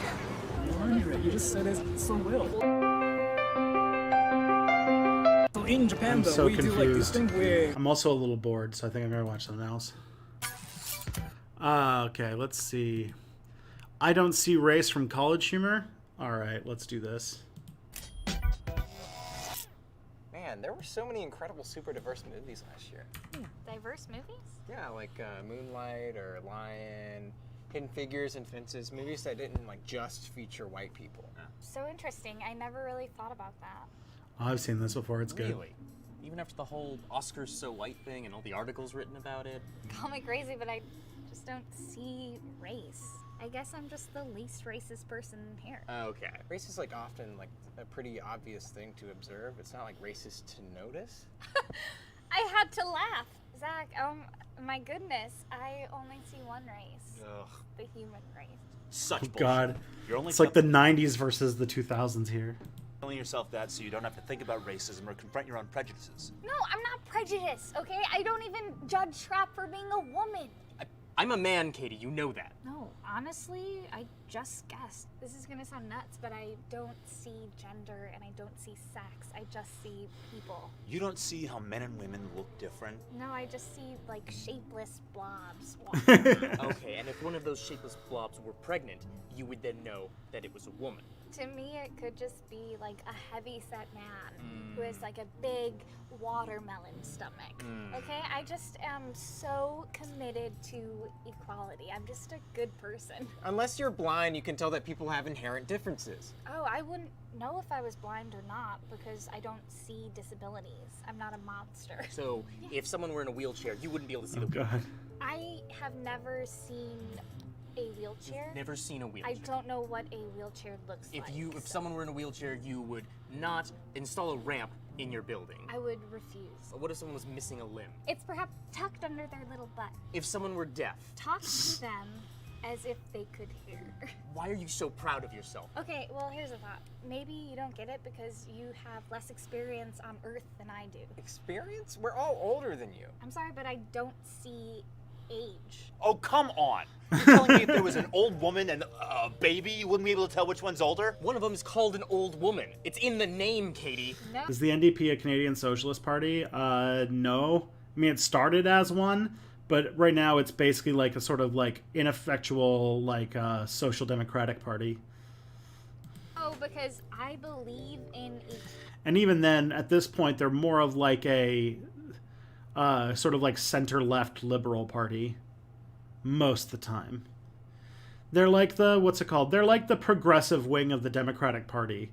They're like, what's it called? They're like squad liberals. You know? They're like Elizabeth Warren type liberals. They're not like that. They don't have, but also it does have the benefit of being the only left-wing party in Canada. So it basically attracts all flavors of left. Just only ineffectual center-left liberals have power. equality, and I believe everyone is the same age. That's not what equality means. You have two older brothers. Can you at least acknowledge that? Yes, and I believe both women are my same age. Oh my God. What about your parents? How old were they when they had you? I think they are both ageless and every age at the same time. Jesus Christ, Katie. What else can't you see? Pretty much everything. Baldness, for example. So Bruce Willis. Is he bald? He's famously bald. I had no idea. Katie, why are you doing this? Guys, come on, okay? I just want to be able to do and say whatever I want, whenever I want, and I don't want to have to think about the world's problems. Ooh. Actually sounds pretty good. I mean, I guess I can understand that. Good way to live. Hi, it's Katie Mirovich from College Humor. If you want to subscribe, click over here. And for more fun stuff, click over here. And if you want... College Humor is usually good value. I'm always happy. All right. 1930, in Spain. So this is 10-minute history. History matters. Okay. The Spanish Civil War and Francisco Franco. Short documentary. All right, let's see what this is. Things are getting a bit tense. It was at this point led by King Alfonso XIII and his Prime Minister/dictator, General Miguel Primo de Rivera. Rivera was hugely unpopular and had cracked down on many democratic opponents, and he'd also alienated the army, which led to his resignation in January. He was replaced by General Damaso Berenguer, who continued the dictatorship, but Spaniards named it Dicta Blanda, or the soft dictatorship. Opposition to the dictatorship and the monarch who maintained it was continued to grow ham-fisted, during but you know, 1930 until the outbreak of an uprising in Castile. they can't all be bangers. This you know? uprising was crushed, and Still Alfonso good. chose to replace Berenguer in 1931 with Admiral Juan Batista Aznad, who called for local elections. The opposition, known as Republicans, like, what's it called? went one step Lego- further by Lego declaring people. Spain a democratic republic, and Alfonso, who couldn't count on the military for support, simply left. This ushered in the period of the Second Oh no, Spanish not this Republic, channel. which incidentally was, Was one of the should I few be warned nations about to these have the people? colour purple About on this its guy? flag. A new provisional government led by Niceto Alzala Moda was established and quickly began to implement Hey, reforms. Cali In Kami, June thank you for the 1931, raid an with the election was held to elect men 6 for a viewers. Thank constitutional you. Cortes, which would draft Thank the you new guys. Spanish constitution. This I'm constitution very happy included that you things guys such as showed up. freedom of How's speech your and stream? assembly, as well as the separation We're of church what's it and called? state. We're It also reacting to stuff today. So if you're new in here, thank you for coming. Thank you, Cali Kami. I much appreciate it. It's a proper yeah. We've been watching YouTube stuff that people have been submitting and everything. It's been really fun. What'd you guys get up to? Right now we are watching a video on what's it called? On the history of the Spanish Civil War and Francisco Franco's rise to power. This guy is amazing, actually. That's good. Importantly, placed the church's money under the control of the government and Talk prevented about the religious orders from FLQ. teaching in Ooh. state schools. This upset many of the I deeply should Catholic someday. That should be a population, video led I to do, Salazar actually. Mota, himself a very religious man, resigning his I'm gonna write position that of one- Prime I'm gonna Minister write in that one October. down. He wasn't jobless for long, however, since he was elected to the mostly ceremonial role of president by the Constitutional Cortes in November. His replacement as Prime Minister was a man called Manuel Azaña, who was a left-wing Republican and wanted to push through major reforms. You may have noticed that neither of these two were elected in general elections, and in fact the Constitutional Cortes continued to govern the nation well after the Constitution was finished, not very democratic. Azaña continued to bring in reforms such as expanding the franchise to women in 1933 and redistributing land from the rich to the poor. Still gotta figure out what Further to do reforms next included month granting for greater Step local Back. autonomy to Catalonia and the Basque Country and shrinking the size of the army. Azaña struggled to keep public order, though, And after some revolts which were Zane, thank you so much for the super chat. Much appreciated. Keep up videos. I'll do my best. crushed, it became clear that the Spanish people no longer wanted him in charge, and so elections were called in 1933. Azaña lost and was replaced by a right-winger called Alejandro Lerroux, who sought to reverse many of the previous reforms. Lerroux struggled to govern effectively, and when it became clear that his government would be a very conservative one, the socialists Someone's demanded trying a to general strike call to me. bring the country to a halt. This Sorry. led to the Asturias Rising, which saw armed socialists seize Oviedo in October of 1934. The army put this revolt down, and so left-wing parties Just gonna realised text. that they needed to cooperate It's a friend of if they mine were to calling, regain power, so and I'm so gonna together formed the Popular Front text in her 1936. while you guys watch Lerroux's this video. government collapsed due to a financial scandal, and elections were called which saw the Popular Front led by Azaña win. Azaña soon after ousted Salazar Mota as president and took his place, but his presidency was tarnished by local violence between left and right-wing groups. The most notable of these right-wing groups was the Falange, which was modelled on the fascist parties of Europe and whose leader, José Antonio, had been arrested. The breakdown of civil order and the promises of greater autonomy to the regions worried many in the army who thought that the country would disintegrate. Led by General Mola, much of the army planned to oust the government to stop this. Both sides started assassinating members of the other, and the most notable of these was the murder of José Calvo Sotelo, the leader of the monarchist party. This left basically no notable right-wing leaders, and so the army decided now that this was the time for a coup to begin. The elite African army began a revolt in Spanish Morocco on July the 17th, 1936, seizing it, and they were soon after joined by their leader, a certain Francisco Franco. The expectation was that the Republican government would surrender. It didn't. Instead, the new Prime Minister, José Giral, issued weapons to unions and workers to fight the army. The rebels had the advantage of the support of most of the army, whereas the Republicans had the navy on side, as well as the industry and resources. Have of I ever northern met Spain. H. Bomber By the Guy? end of Yes. August, though, the I've front- met him twice. I met him at a in 2017. There was a party. In 2017 there was a party at VidCon that was for educational channels, and anybody who could say that they were remotely running an educational channel could come by, and it had an open bar that Google was paying for, and him and Dan Olson and Natalie and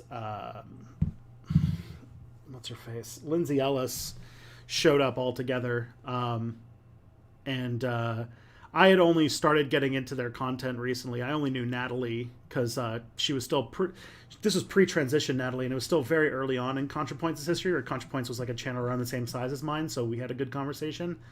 But I ended up seeing and Dan Olson, I talked to him for a bit, and I ended up seeing him a bit later too. But that was a fun party. And then I also ran into him in 2019 at VidCon, where he was it was like between panels. We just like ended up talking for about maybe like 15-20 minutes. We were gonna hang out, but then some badge related inequality came up, and he could get into some places that I couldn't, and that's where all the social stuff was going down. So we basically didn't touch base again. And he's very hard to get a hold of. He's very, very hard to get a hold of when it comes to like text messages and stuff. So it fell through a little bit, but who knows? Maybe 2021 VidCon will be different. Have you ever, what's he like in real life? He's actually, he's funny, and he's very, as like a person, he's very considerate. He's like one of like the sweetest people you'll know.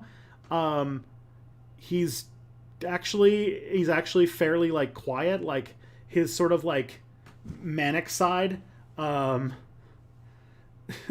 doesn't come out as much, or at least I haven't like spent an evening with him or anything like that, but he's much more of like a just like a nice kind guy, and actually kind of quiet. Yeah. H-Bomb was too busy watching Ruby last you texted. Maybe. It's just that VidCon is so fast and so crazy, and I don't know what his access to the internet looked like. He might have only had access to the internet when he had his Wi-Fi, and I don't have his phone number. I only have, like, I was, like, DMing him on Twitter to be like, hey, are we still hanging out? But then he was like, oh, do you have the yellow badge? And I was like, no. And he's like, oh, well, if you can find a way to get into this hotel that only people with yellow badges could get in, then we're all hanging out here. And I didn't have any way to get in there. So Kelly and I went and got Mexican food instead. Because VidCon's weird and a mess. Anyways. Front lines looked like this, with the rebels now calling themselves the Nationalists, controlling about a third of the country. In October, the Nationalists proclaimed General Franco as the head of state because all of the other leaders, like Moller, had died. Since the arrested Jose Antonio... Yeah, so what happened? Somebody just said, if that I'd have cried in the corner. I was a little ticked, but that's like the life. Is there an archive of these streams? Yeah, on Twitch, you can, at twitch.tv/stepbackhistory, there are videos that are basically the VODs of these streams. You should have dipped your badge in yellow paint. Have you never played a video game? This should have been a good idea. Yeah, the way that like VidCon works is that you buy tickets to go, and there's different like levels of tickets. The red badge is the bottom one, which is basically for non-creators. It's for like the teenagers that are coming to just see the panels and stuff. Then there is a creator pass, which is the purple badge, is what I had, which was a bit more of an expensive ticket, but that's where you get access to kind of these smaller panels that are more about creating, like making YouTube videos. Then there's an industry pass, which is like, I can't even remember what color the industry passes are, but I think they're blue, and therefore people who are like part of like corporations and brands and stuff like that, and they have their own conference too in its own area. But then there's the yellow badges, and the yellow badges come in lots of different variety. Yellow badges are basically people who have been invited or elevated through one reason or another because of security concerns in the building. Anybody who is basically a celebrity has a yellow pass because they don't want to cause incidents on the convention floor. So when you have a yellow pass, you have access to kind of like a back way around, and then there's some special lounges and some special, there's a hotel that you can only get into if you have them. And typically you can only get them if you were invited to VidCon to speak or something like that. But you can, if you are suitably popular, or one of your friends is a yellow badge, they might be able to talk you into it. They might, if they're if they know the right people, that kind of thing. What happened at 2019 VidCon is H-Bomber Guy went and he asked a question at a panel that Natalie was on, and everybody recognized him and he got mobbed. So the convention planners very quickly gave him a yellow badge so that he could, he wouldn't get mobbed on the floor, which is primarily what the badges are designed to get people out of. It is a weird, somebody said it's a weird class system. It's a super weird class system. And when you're like me, who I'm like somebody who is semi-popular, I'm a YouTuber who has a lot of friends who are more famous than me. And so they tend to get into, I have a lot of friends that I basically just don't get to see for a good chunk. And I just try to see if I can run into them at various times. But we'll see. We'll see what happens next year. I'm going to try. I don't know. I try to see if I can arrange it. I probably should have been able to get one at 2019, but I was too Canadian and decided to not rock the boat, and so I didn't end up getting one. But if I had asked hard enough, I probably could have. Merkwaters, thank you for following. Welcome to the Orc Gang. So that's sort of the experience I had. Especially because I'm just getting to the point where now at VidCon, like if I even want to hang out with a good chunk of my friends, I have to have one of these badges. Because like the badges give you access to like the only places at VidCon where you can't. The only places at VidCon where you can hang out and not be like blasted with like noise and with like random people trying to get your attention. And so it's yeah, because otherwise there's like nowhere to sit and everything's expensive, and it's just like, yeah, it's the whole thing. Of the Phalange Party had been executed, Franco placed himself as its new leader. So both the how much sensory overload is VidCon? It's a lot, to the point where they actually have like a de-stressing room.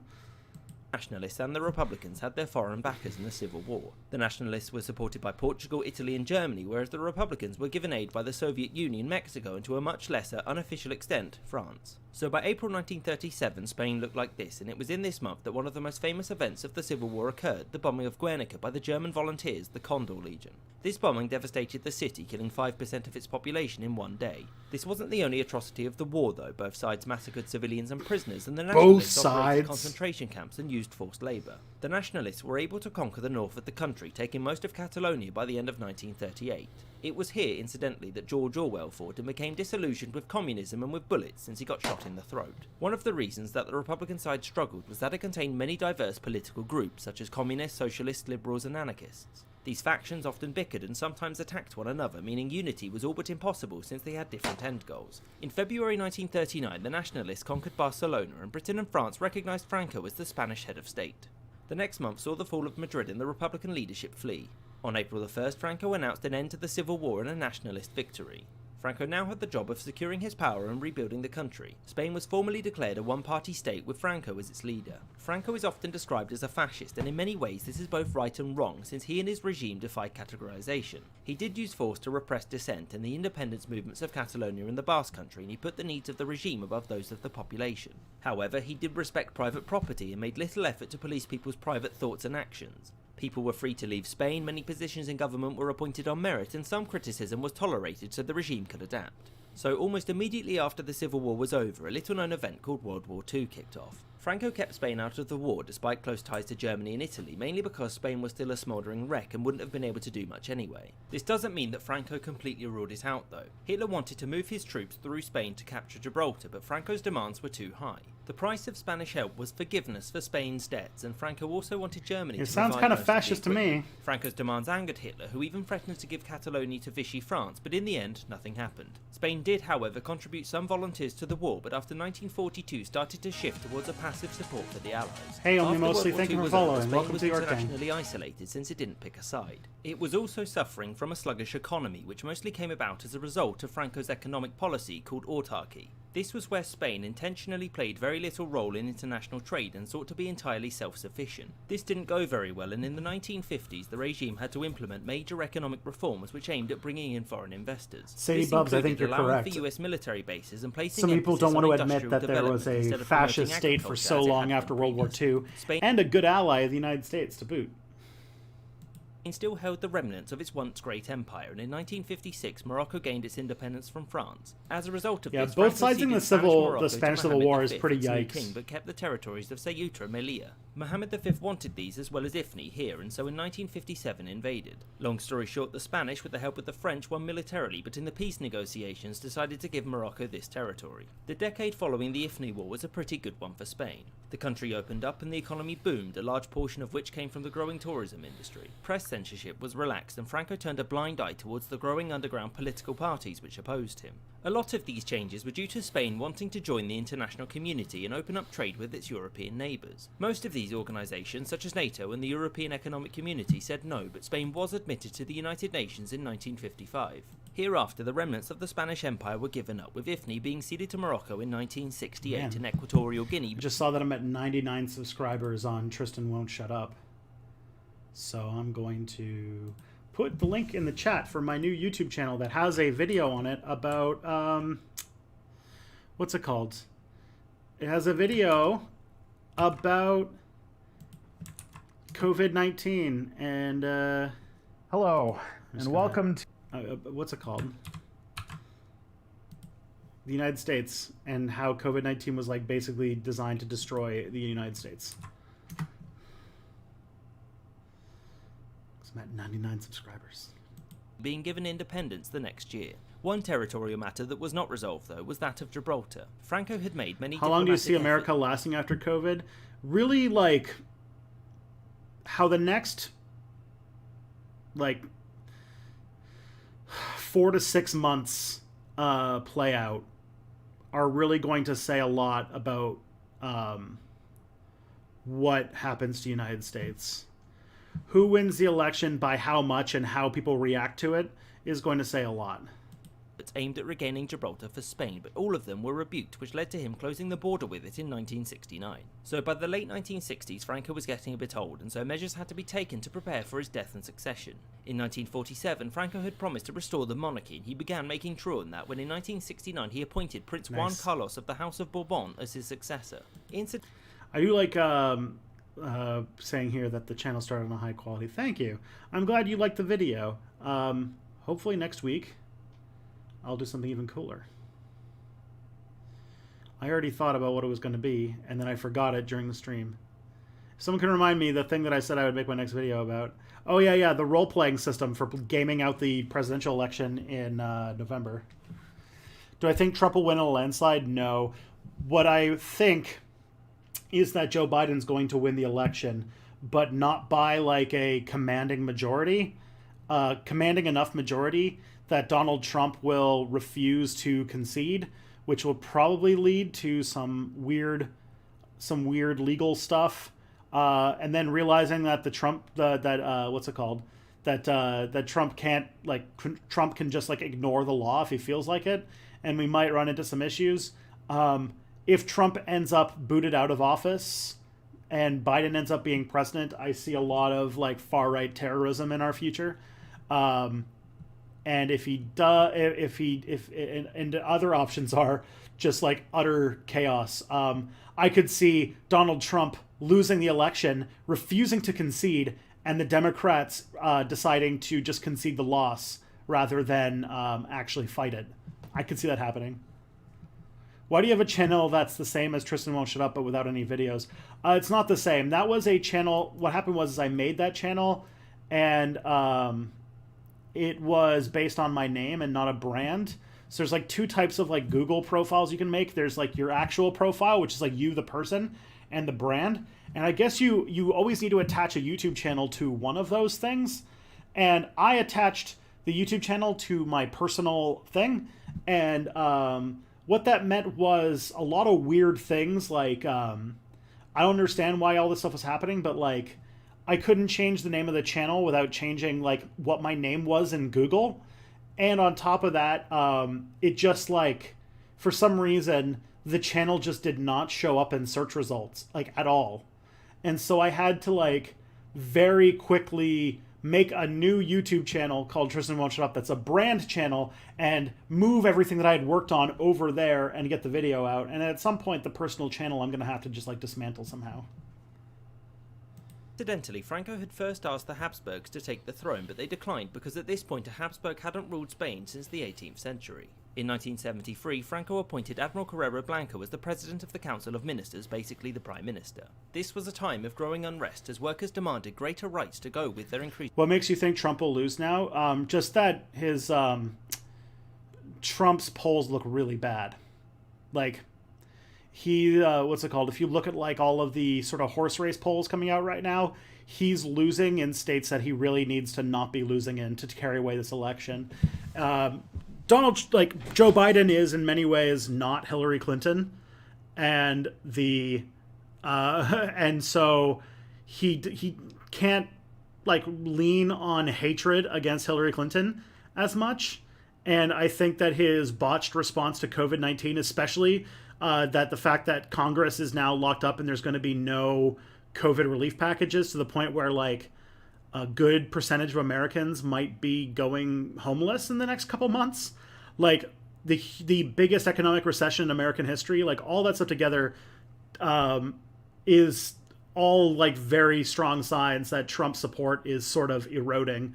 If you look at a lot of the polls, his support has been destroyed. The fact that you have, like right now, polls are showing that Joe Biden has like a 10% lead in Florida, which is like one of the swing states, and is neck and neck with Trump in Texas.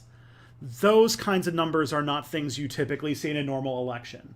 It shows that Trump has a real bad, like he has like a lot of work to gain up onto. Now, at the same time, Joe Biden's also very easy. Didn't Trump's numbers look really bad during the last election? Yes, but not this bad. This is like a bad that we haven't seen in an election in a very long time. And even then, he might like Biden might still lose, just because of like voter suppression and low turnout and all sorts of other like random shit that can happen between now and November. So, but honestly, like the only way that like America comes out of this without like serious political instability is like a big win, like an unchallengeably big win for Biden, which like I'm not super duper sure is going to happen. Increased economic freedom. The economy began to slow down again, and even the church began backing social change and opposition groups. The late 60s and early 70s also saw the beginnings of ETA, a Basque terrorist organisation who were responsible. Alright, I'm bored of this video.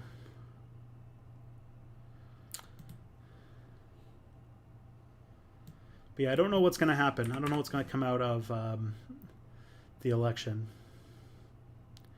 It's looking really bad for Biden right now. Like, worse than 2016.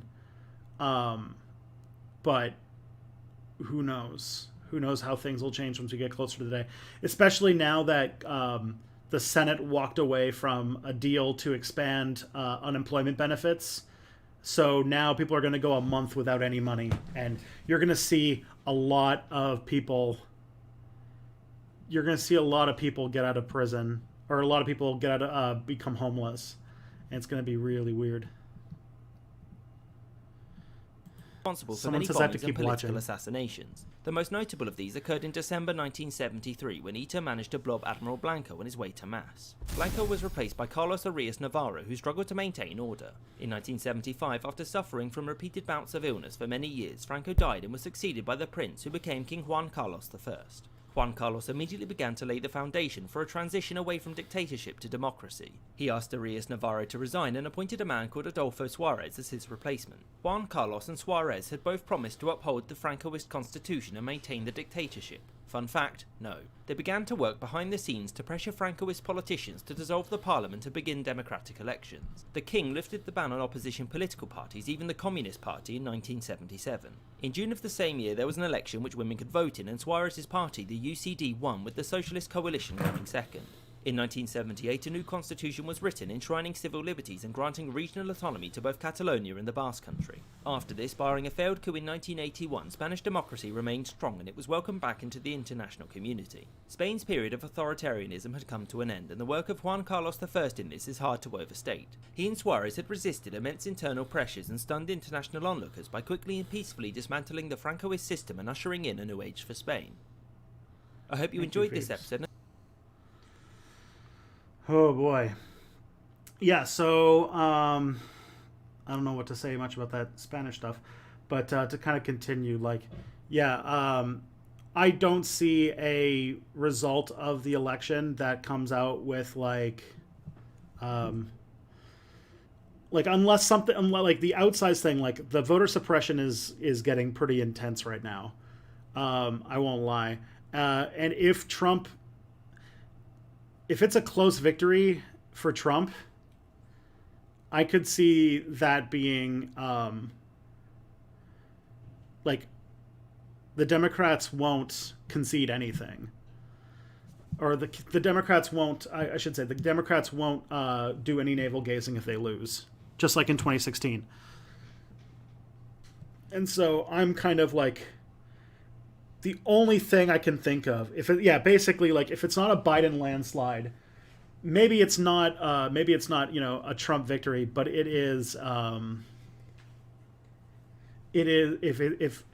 if it's not a Biden landslide, there's going to be political chaos. That's what I will say. And thank you for another cat, much appreciated. Thank you for the super chat, Aaron Shadwick. All right.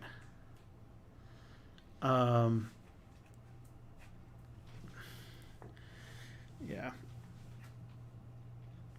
He's leading by 8.5, and 8.5 is pretty good. But that is just the popular vote. And the popular vote means dick all in America. If I remember correctly, like a lot of his lead has started to erode a little bit in the in places like Pennsylvania and stuff, which is like not great. But we'll see what happens. Especially like if the economy continues to tank and the unemployment benefits start disappearing. What? Just 1 second. Can I talk? All right, 1 second. I'm just going to be right back for just a moment. I'm going to put on some music real quick.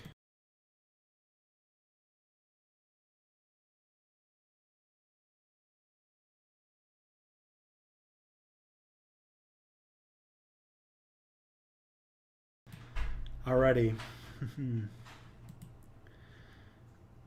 Presidential race comes down to like 15 counties. It's a joke. Yeah, we'll see. We'll see what happens. Sorry, I am back now. That was Kelly just wanted to tell me something.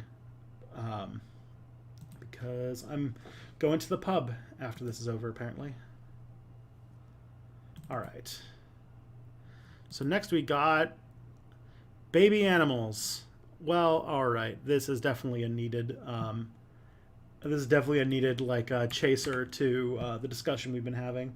Who wants to see some cute animals? Do you say pub in Canada? I do.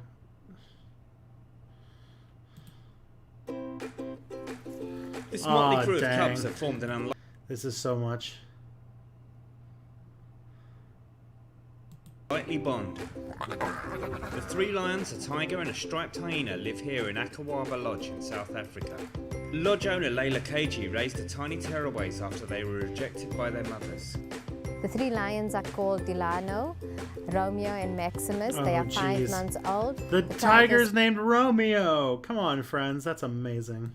It's called Bella. And hey, thank you, Beyond the Beyond. Welcome to Orc Gang.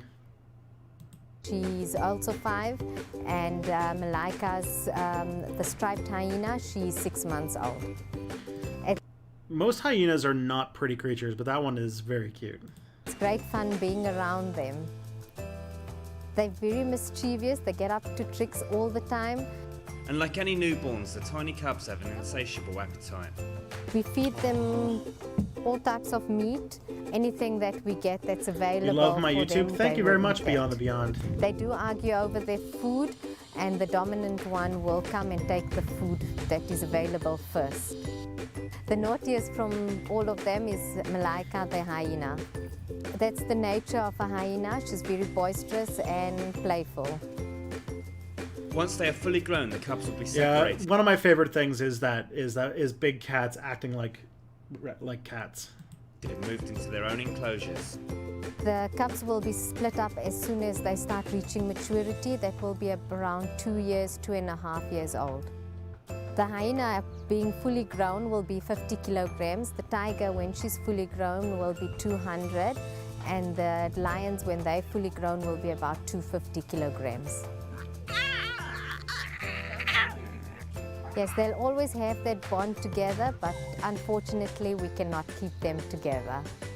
Their playing days may not last forever, but until the time comes to say goodbye, this feisty five will continue to be best friends. Oh, that was good. I feel like I think we all needed that, didn't we?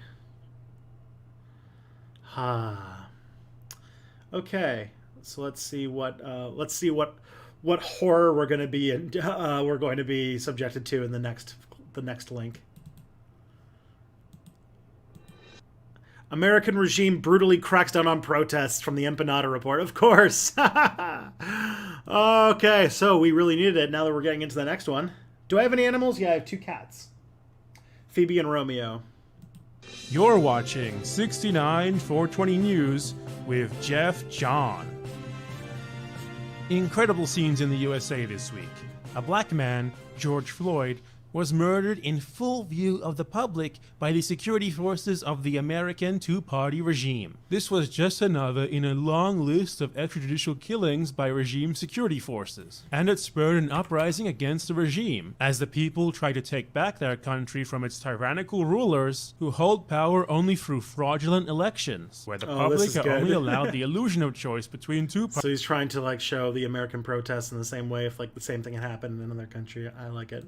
Parties that both collaborate and serve the same interests. And the response from the regime has been brutal oppression. Protesters all over the country are being brutalized and many have been murdered, simply for daring to express dissent against our government and fighting back against its oppressive goons. Basic democratic rights have never existed in the United States of America, and we're seeing the end result of this now. The country was founded on slavery, and after abolishing it, they established an apartheid system. While said system was officially abolished in the 70s, it still exists today and is enforced economically by the two-party regime. The regime has long failed to respect the rights of minorities, and it has shown time and time again that it will stop at nothing to maintain its grip on power. The regime's current figurehead, Donald Trump, openly threatened protesters with mass murder. And as the regime's security forces patrol residential neighborhoods, shooting at people in their own homes, it seems like it's only a matter of time before such things come to pass. The international community has expressed... Our wonderful friend, the what's it called? The Nazi Holocaust deniers back.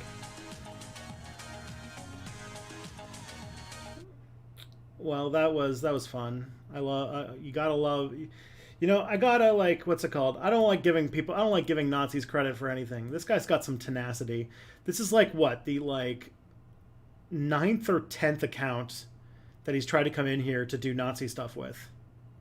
Grave concern at the atrocities taking place in the United States of America. The tyrannical regime has for a long time been on the global radar, and the UN is currently no doubt looking at the possibility of a military intervention, which would be, due to the extreme force being used by the regime security forces, the only real way to save the American people and give them democracy. Let's hope that it does not come to pass and that the regime respects the will of the... If you like, if Ian Banks's book about politics done with science fiction is something that you liked, the book I'm reading right now does that a lot with anarchism and the idea of property and ownership and all sorts of stuff, which is that what's it called? I did a video on, or no, I'm reading a book called The Dispossessed by Ursula K. Le Guin. Very famous book. It's like it's pretty good, and it's basically about the same like idea of or it's about two planets, one where they have states and one that's anarchist, and the guy from the anarchist planet goes to the the planet with countries, and it's a pretty interesting book so far. People and steps down peacefully. This is Jeff John from 69420 News, solemnly signing out. You're watching 69420 News. Yeah, the Belarus, the stuff going on in Belarus is pretty intense. Luckily, I've got some friends who are saying some stuff, but I don't really know too much about that. Hey, step back. Have you talked about Cardi B's song "Wet Ass P Word" yet? Yes. Well, I don't know if we talked about it, but it's pretty funny. I played a remix of what's it called that the DJ did of the Ben Shapiro, taking like the Ben Shapiro reading the lyrics of the song and turning into a song. It was pretty good. P word referring to female genitalia, hypothetically. Come and get some of this wet ass P word. So good. Food here, but the bathrooms are ghetto as hell. So ghetto. Oh my god, yes. Like they still have those like double fuck. This is Saturday Night Live, I'm guessing. All right. Let's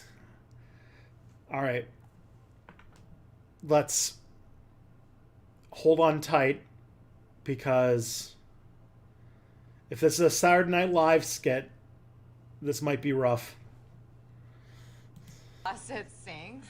Whoa, that is so ghetto. I hate the word ghetto. I absolutely detest its use, what it's used for, and what it stands for. It's used way too often to describe an area, an item, a building, but more specifically, an area of land in your neighborhood. It's a word that over the course of 500 plus years has evolved uglier and uglier. But to really understand the meaning of the word, you gotta go back, way back to 1516.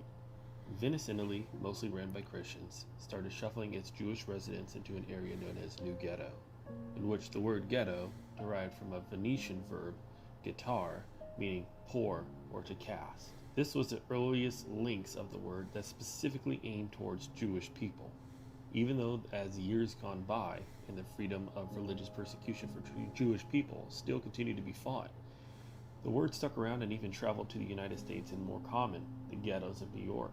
In World War II, Nazis forced concentration camps and imprisoned Jewish people, and for those lucky enough to avoid the concentration camps were forced into ghettos, in which they starved, dehydrated, and died. Around 1934, a part of the New Deal, America was practicing a horrific real estate law known as redlining. Sean Gallagher talked to a historian and homeowner on why the practice of redlining is one of the many This video only factors has that led to 545 Milwaukee views. labeled That's bananas. the This most is a good video. segregated city in America. Sean Based on Russell. the statistics, a white family is more likely to buy this house than a black one. I guess it was just using the open 100-year-old SNL discriminatory skit. lending practices called redlining are influencing that today. When people purchase homes, that's building generational wealth.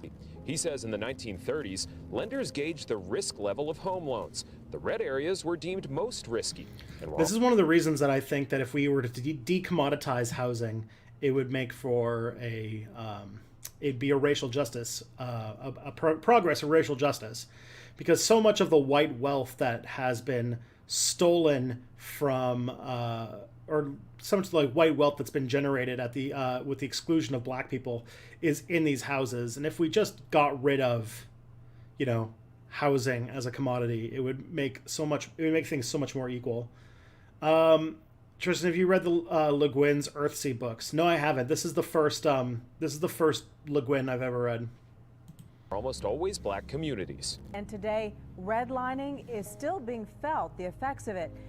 That mapping designed to reignite the economy in the 1930s had a profound... Whenever you do anything really for making like class, or does decommodifying housing mean the abolishment of landlords as an institution? I would hope so. Yeah, like the thing is, like, race and class are basically synonymous terms in so many ways that, like, you really can't talk about getting rid of like every class issue is a racial justice issue in many ways, including things like decommoditizing housing. And I think, yeah, it's important to note that racism and class in capitalist countries is like tightly tied together.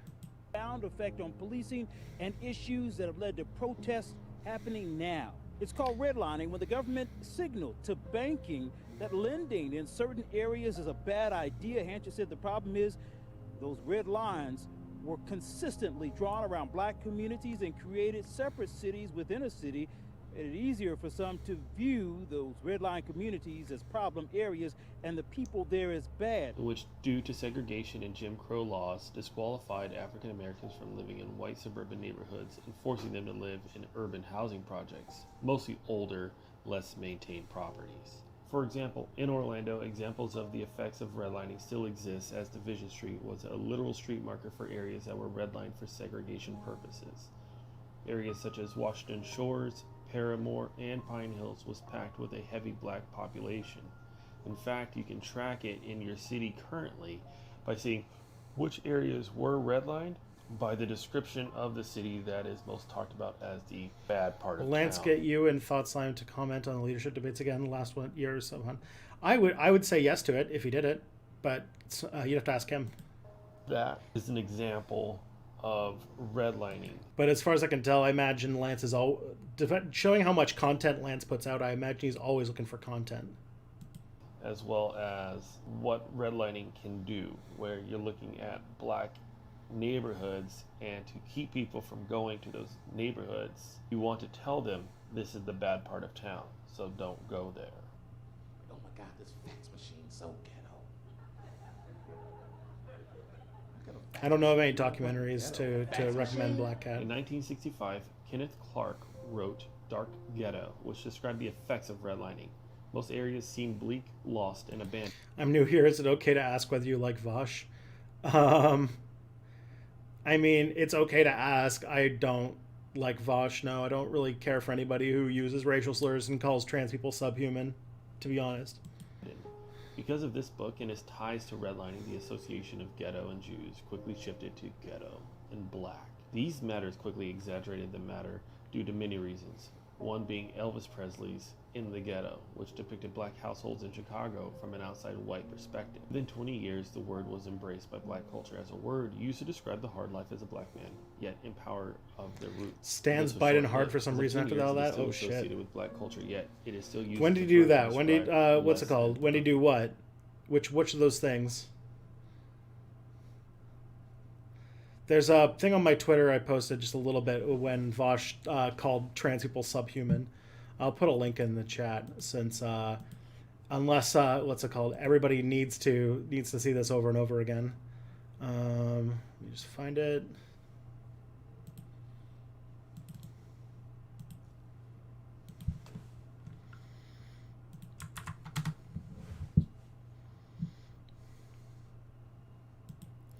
There we go. All right, let's continue. Ideals. The email from her potential employer called that name ghetto. Quintella Fields recently started looking for a new job and applied through a third-party site at Mentality Health in Brookfield.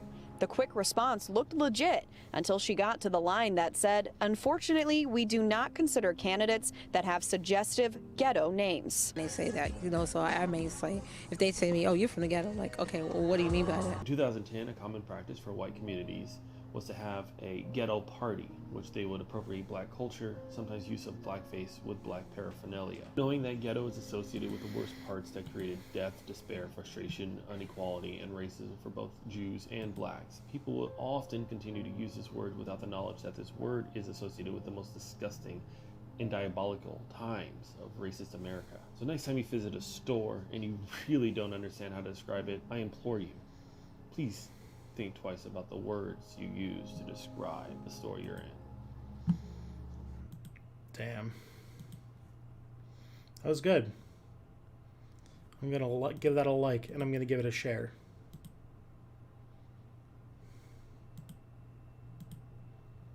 There we go. Hopefully it'll get some more views. That video only had 545 views. That's kind of a crime.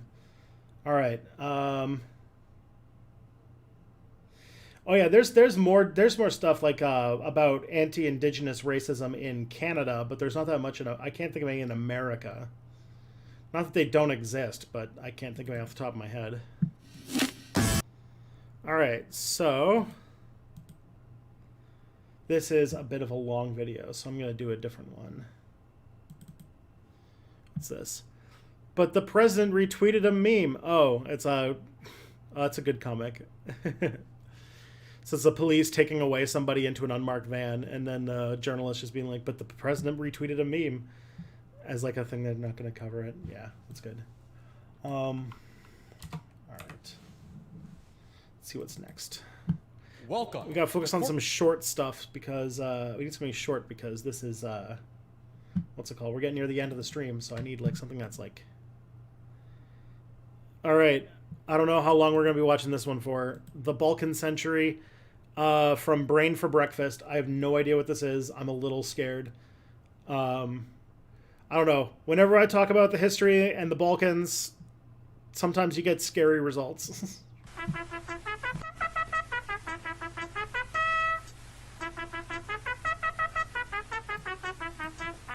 Balkanization was a great word to describe what happened in Yugoslavia at the end of the 20th century. Curiously enough, it isn't the Alright, country balls are here too, so I'm even more, like, on edge.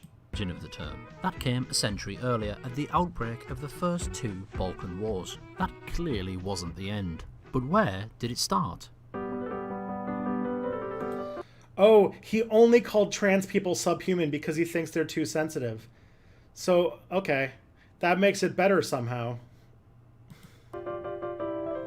Or are you talking about when he dropped the N-word, which is even worse?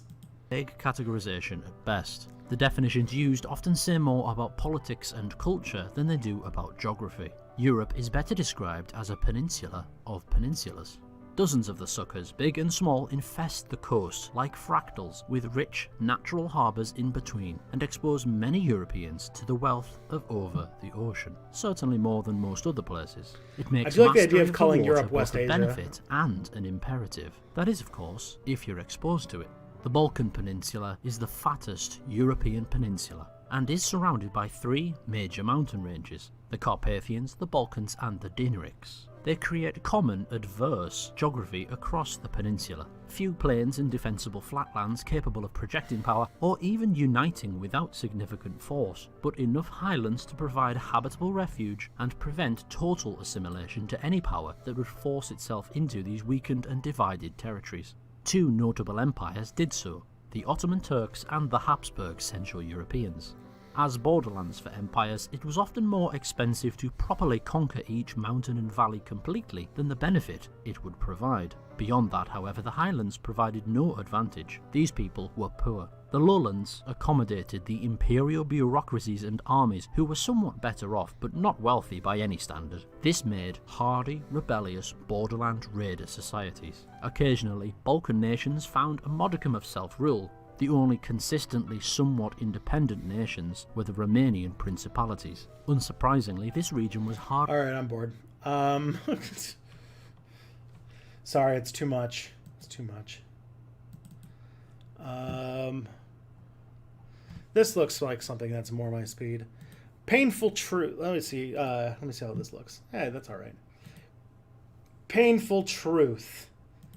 Should Canada join the European Union?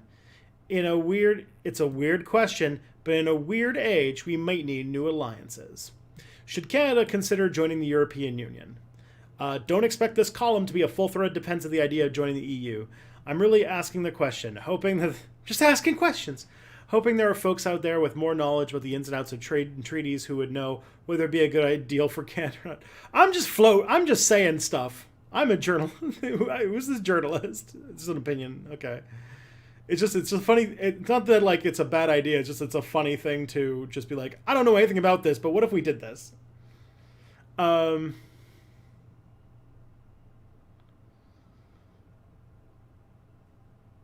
Let's see. I raise it because our other options don't look great. To the south of us, the most powerful nation in the world is in the midst of a decades-long slow-motion crash. Donald Trump isn't the agent of that collapse, though he isn't helping. The U.S. has multiple serious structural problems with its democracy, gerrymandering, insane-level partisan polarization, its government, total congressional gridlock, and its response to nearly every major crisis the past decade. Trump has become president because of America's problems. He's a symptom of its further ills. If that's our most important trading partner, what about our second most? Well, China is still holding 2 Canadians as political hostages after we arrested Meng Wanzhou, senior executive and daughter of the founder of Huawei. An arrest that we did at the bidding of the Americans, being trapped between the right thing and the political expediency is fun, also not knowing which is fun. What's your favorite geographical region on satellite purely on looks? I've never had to think about that, honestly.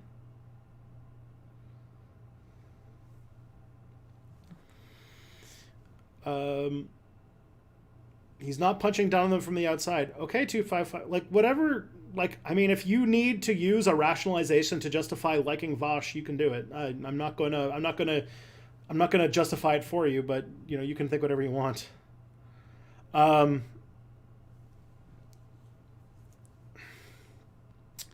Let's see. Come on, Phoebe. Phoebe's walking in front of the screen right now. On the one side, we have an unstable superpower. Okay. Oh, and then Phoebe stepped on the space bar and scrolled all the way to the bottom. So on the one side, we have an unstable superpower with a tendency to elect narcissists and the other a totalitarian state that grabs our citizens when we do anything they don't like. Which is why I keep wondering about a third option. European is a loose term for the European Union. After all, France has territory in South America, and the islands of Saint-Pierre and Miquelon are technically part of North America. Turkey, long considered for membership, only has a sliver of land inside of the continent itself. So, would the EU accept a country on another continent entirely? I hope so. The EU feels like it has countries that align more with Canada's interests and style of politics right now than anywhere else in the world.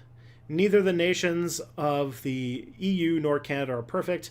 Some countries there had better or worse responses to the pandemic. Some of our responses were good, some bad. The EU imposes a lot of bureaucracy and rules that we would have to adjust to and negotiate over.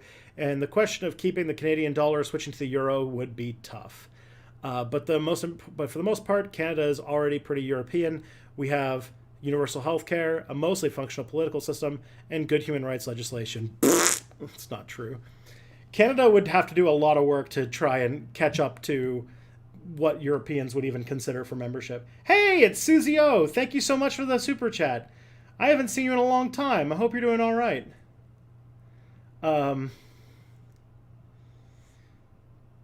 Becoming part of a club like other like-minded nations rather than deepening our ties to an increasingly dysfunctional America seems like a possible idea. We'll always be a partner of America, and so far as nations, we'll be friends.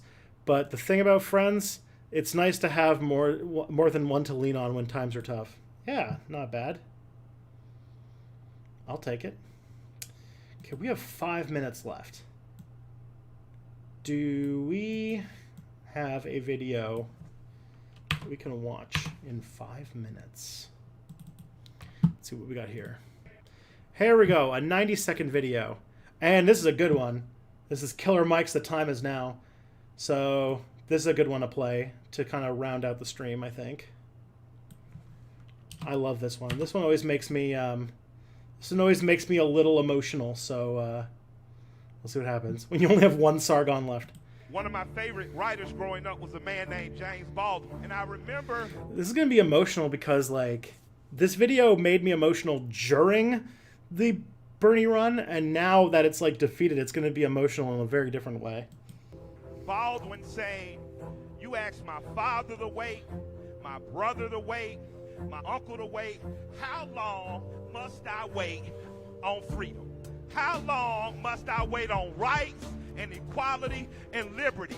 And as a black child, that resonated with me because I knew I had been denied, my father had been denied, my grandfather had been denied, and I personalized that. But as I grew, I started to understand poor white people have been denied, women have been denied, gays and lesbians, transgender people been denied, immigrant children been denied. Everybody outside of that 1% has been denied. So I want you to take a few seconds to, like they do in the black church, look to your left and look to your right. Say, the time is now. Look to your neighbor and say, neighbor, the time is now. There are more of us. There are more of us. We're stronger. We will wait no longer. We will not wait 4 more years. We will not wait 3 more presidents. This is the president, the next president of the United States of America. The time is now. Shit. It makes me... There's a longer version of that. God damn.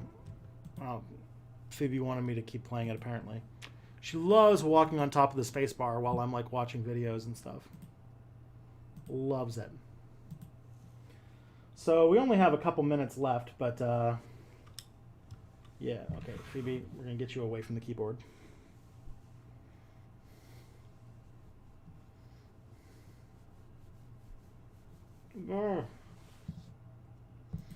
She's acting like this because she wants food. Ew, you play WoW, play Final Fantasy 14.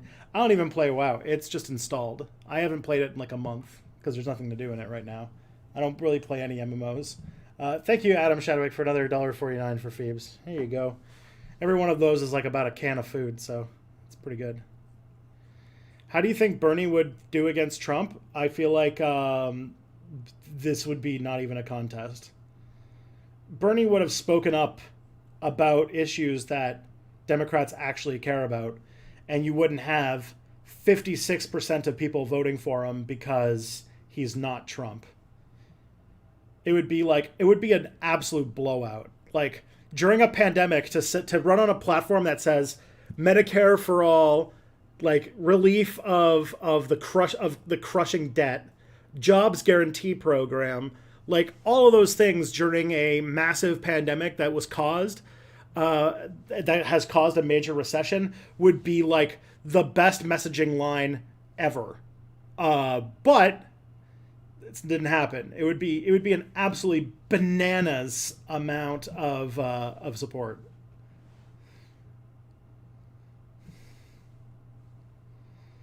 But, you know, what do you do? The bad guys won again.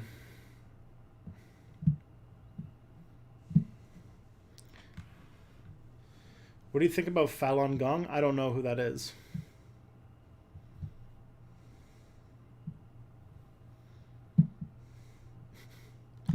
Well, it's 5 o'clock, and my friends are waiting for me down at the bar, so I'm going to... we're going to go and see everybody on Twitch. We're going to go see a friend. We're going to go see Irene. Yep. So let's do that. For everybody else, I will be back in... my next stream is on Monday. So we'll see you guys again soon. Have a good weekend. And take care of yourselves and each other.